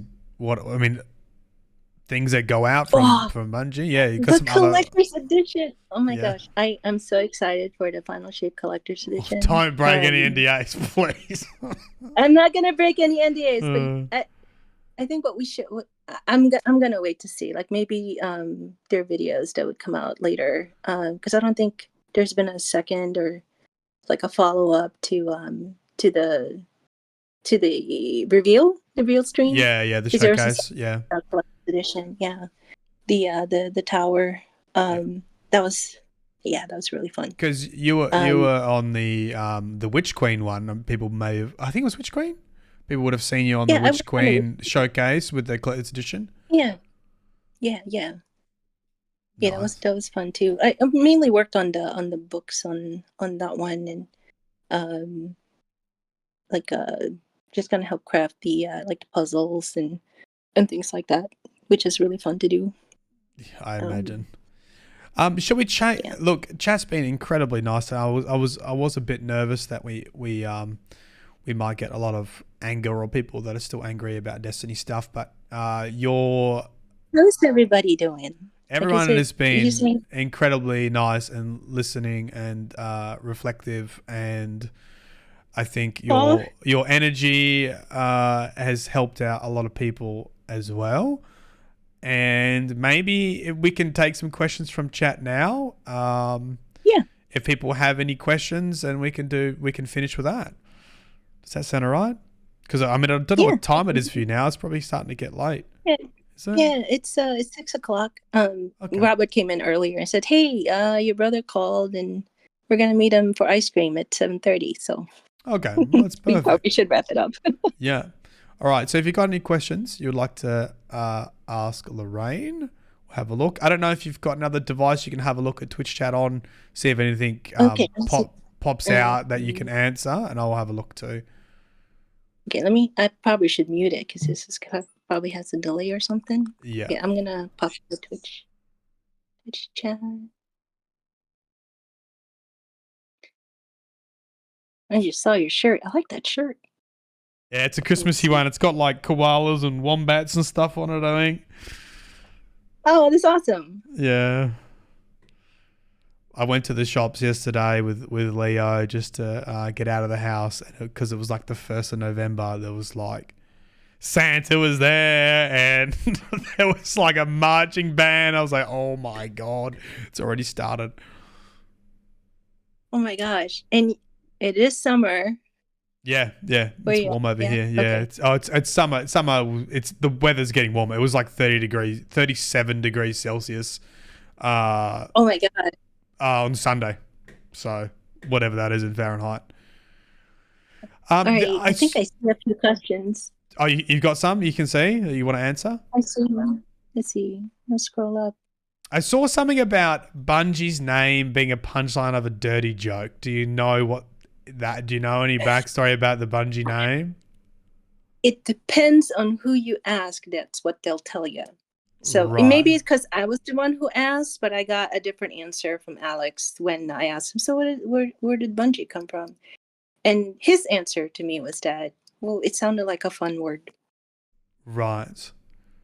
And is the So dirty I guess it's because is the dirty answer appropriate for stream? I don't know it. Oh, you never got the other side of I it. don't even know.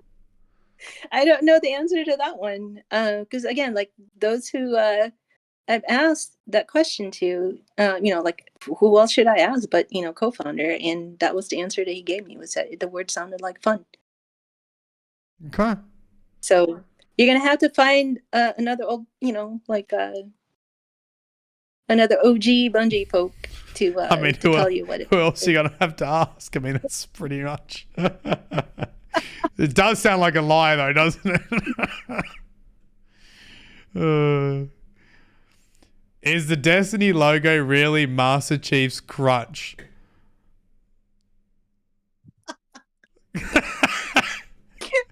Oh my gosh. Did you have any influence with Destiny logo? Okay. The way should I reveal it? Okay, well, because it's funny, right? And it's so typical. So when I was working on the pitch book, there was a placeholder logo. And I'm like getting ready to print and I'm just waiting for it to arrive. Like, and so I, hey, Chris, do we have the actual official logo? Because we can't use this one. This one's copyrighted. There was a different logo on there. So you And so he said, the okay, pitch yeah, book, right? yeah, the pitch book. And so because I'm gonna I have to cut the stencils because the pitch book was actually handmade. So when we ended up, like however many, 28 pages or something like that, right? So printing out the pages and I'm hand bound and actually crafting 9 of these books. And we can't print it because it's top secret. We can't send it to a printer. So we're hand printing it and assembling it in house. And so I learned how to make books, like physically bind books and use glue and card, the card, whatever the hell is it called, the card part, and then wrap it in linen and put it all together. Anyway, I need to create the stencil now, Chris. I gotta start putting these together because I have to have a day or two for it to dry. And so he goes, hang on a second. 15 minutes later, maybe 20, I get a logo. And that's the logo that we see today. Wait, this is Chris Barrett?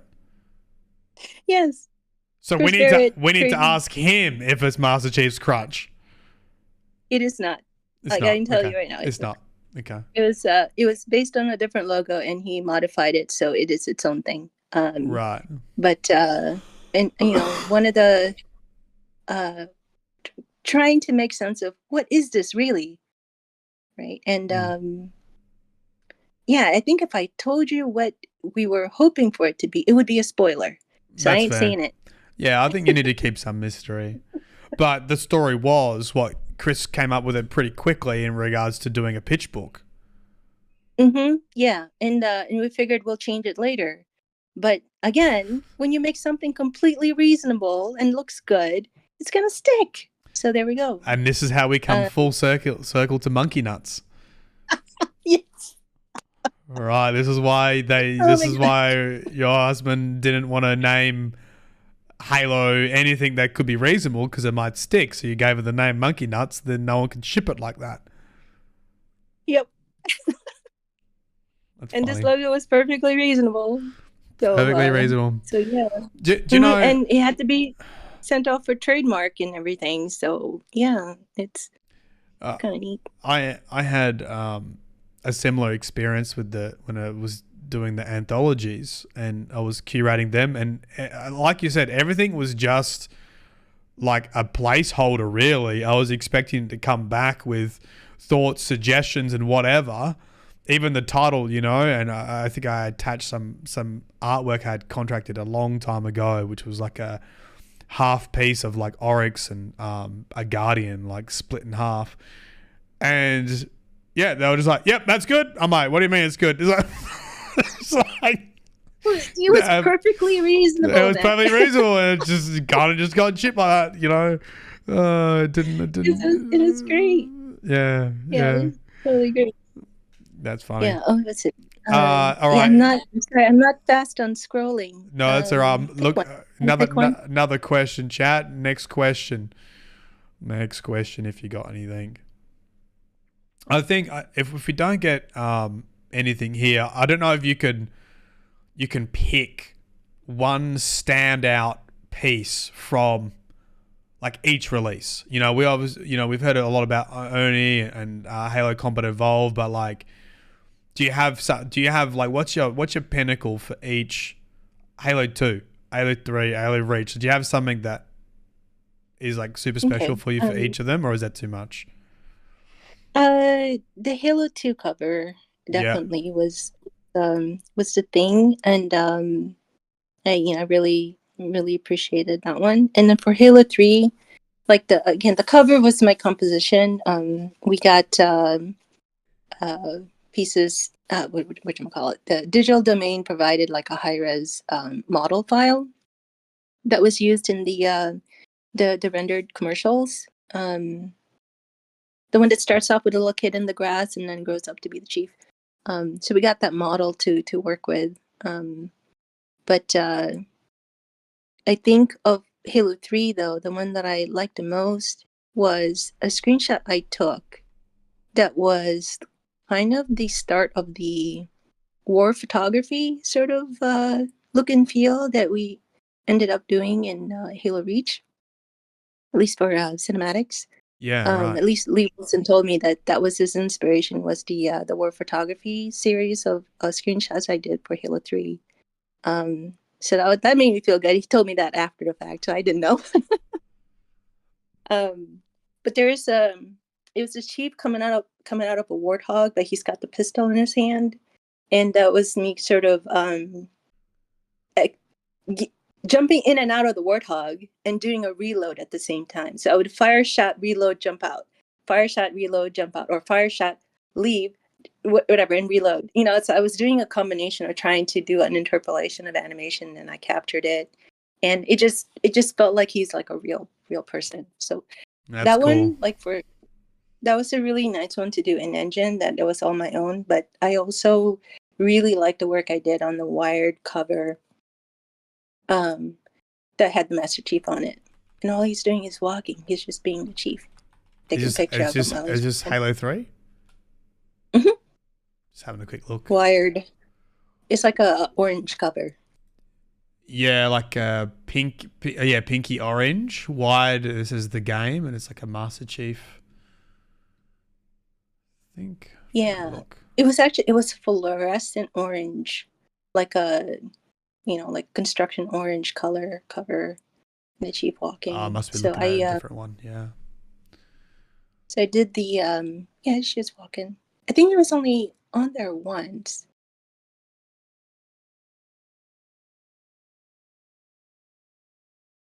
Nice. Do I have a hand in the 30th anniversary update? Oh, the 30th anniversary?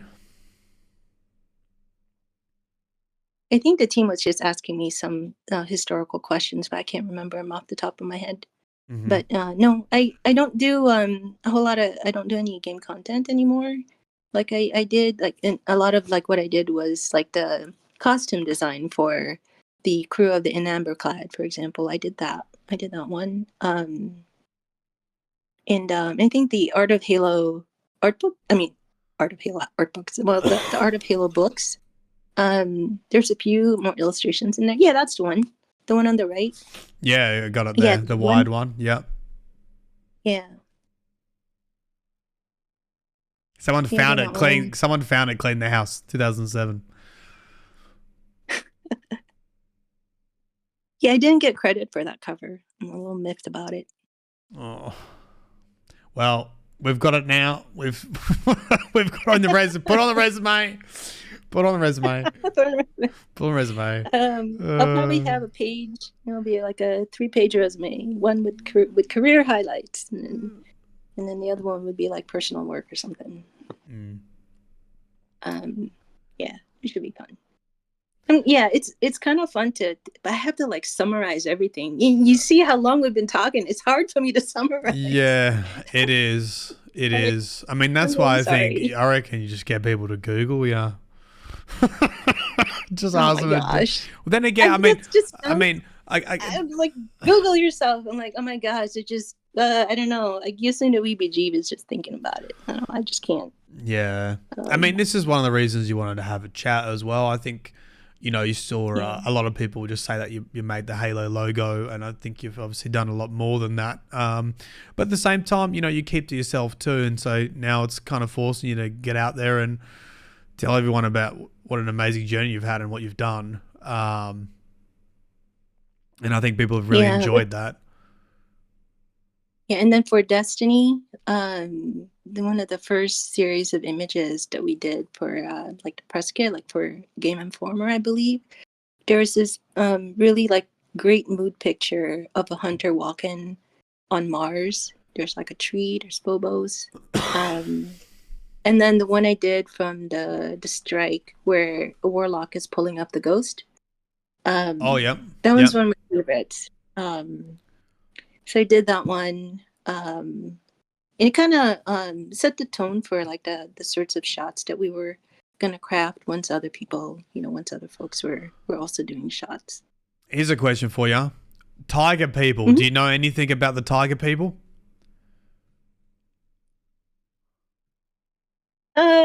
So I didn't know whether you were laughing or like grinning or like can't talk about tiger people. So many different things. Oh my gosh, so many different things come to mind.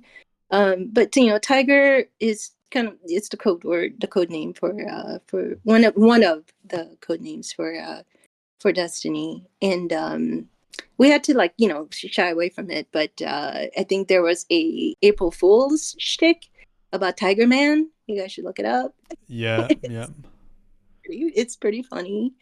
But that was one of the character races, right? That we were, I think the team was really thinking about.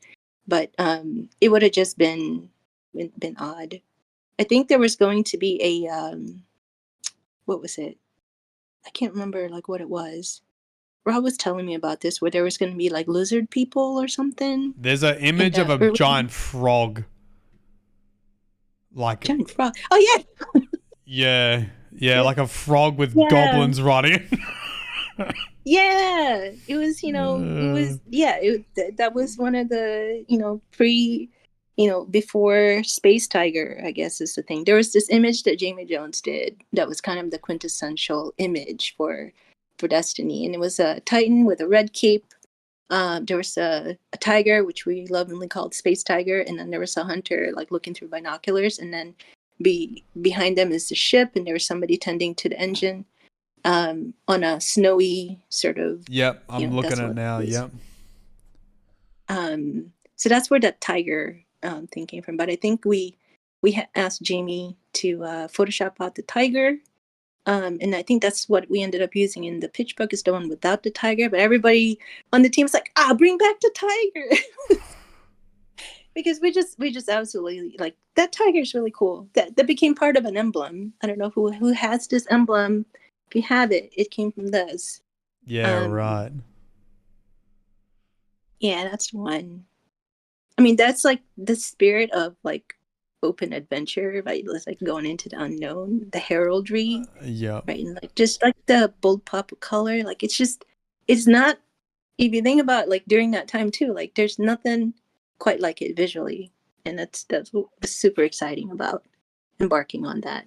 Mm-hmm. I worked on some emblems. I did. I worked on some emblems. Nice.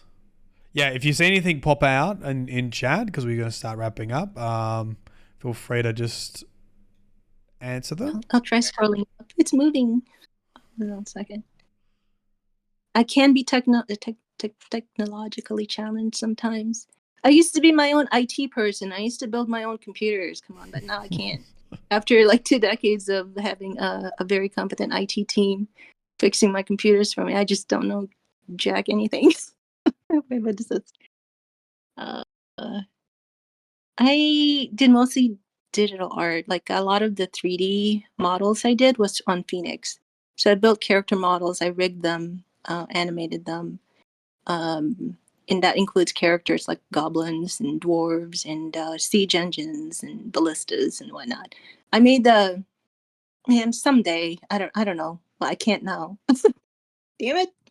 I made this ballista that was this creature that crawled out from the depths of the earth through like it you know it's coming because lava would start to erupt and it would rear up and then it would like have its tail down into the ground, but it would actually pull lava up and spit out of its mouth like a ballista would. And that was like the ballista from the what are they called, the cursed, I can't remember their name, but they're like the cursed people anyway. In It Phoenix, was right. freaky because I had to animate the thing and I had to like make it look like it's vomiting. Ew. But that's what I was doing. I was making it vomit lava. It was hilarious. Anyway. Yeah, if anybody wants, like a spitting, vomiting ballista creature from the depths of the earth, there you go. Make one. You got it. You did that one for free. And get them. Said Favorite Bungie weapon.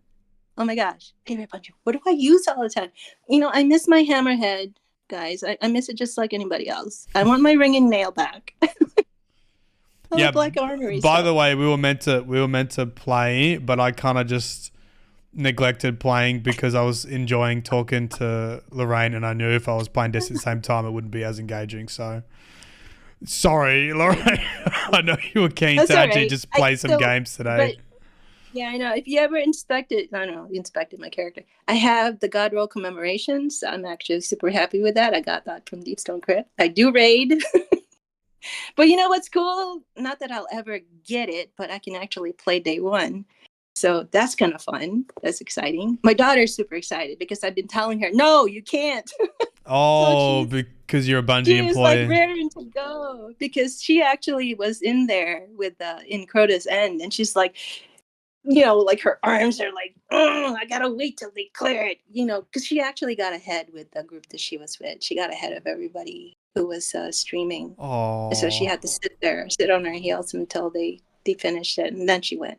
So she got her achievement for day one, and they cleared it in short amount of time.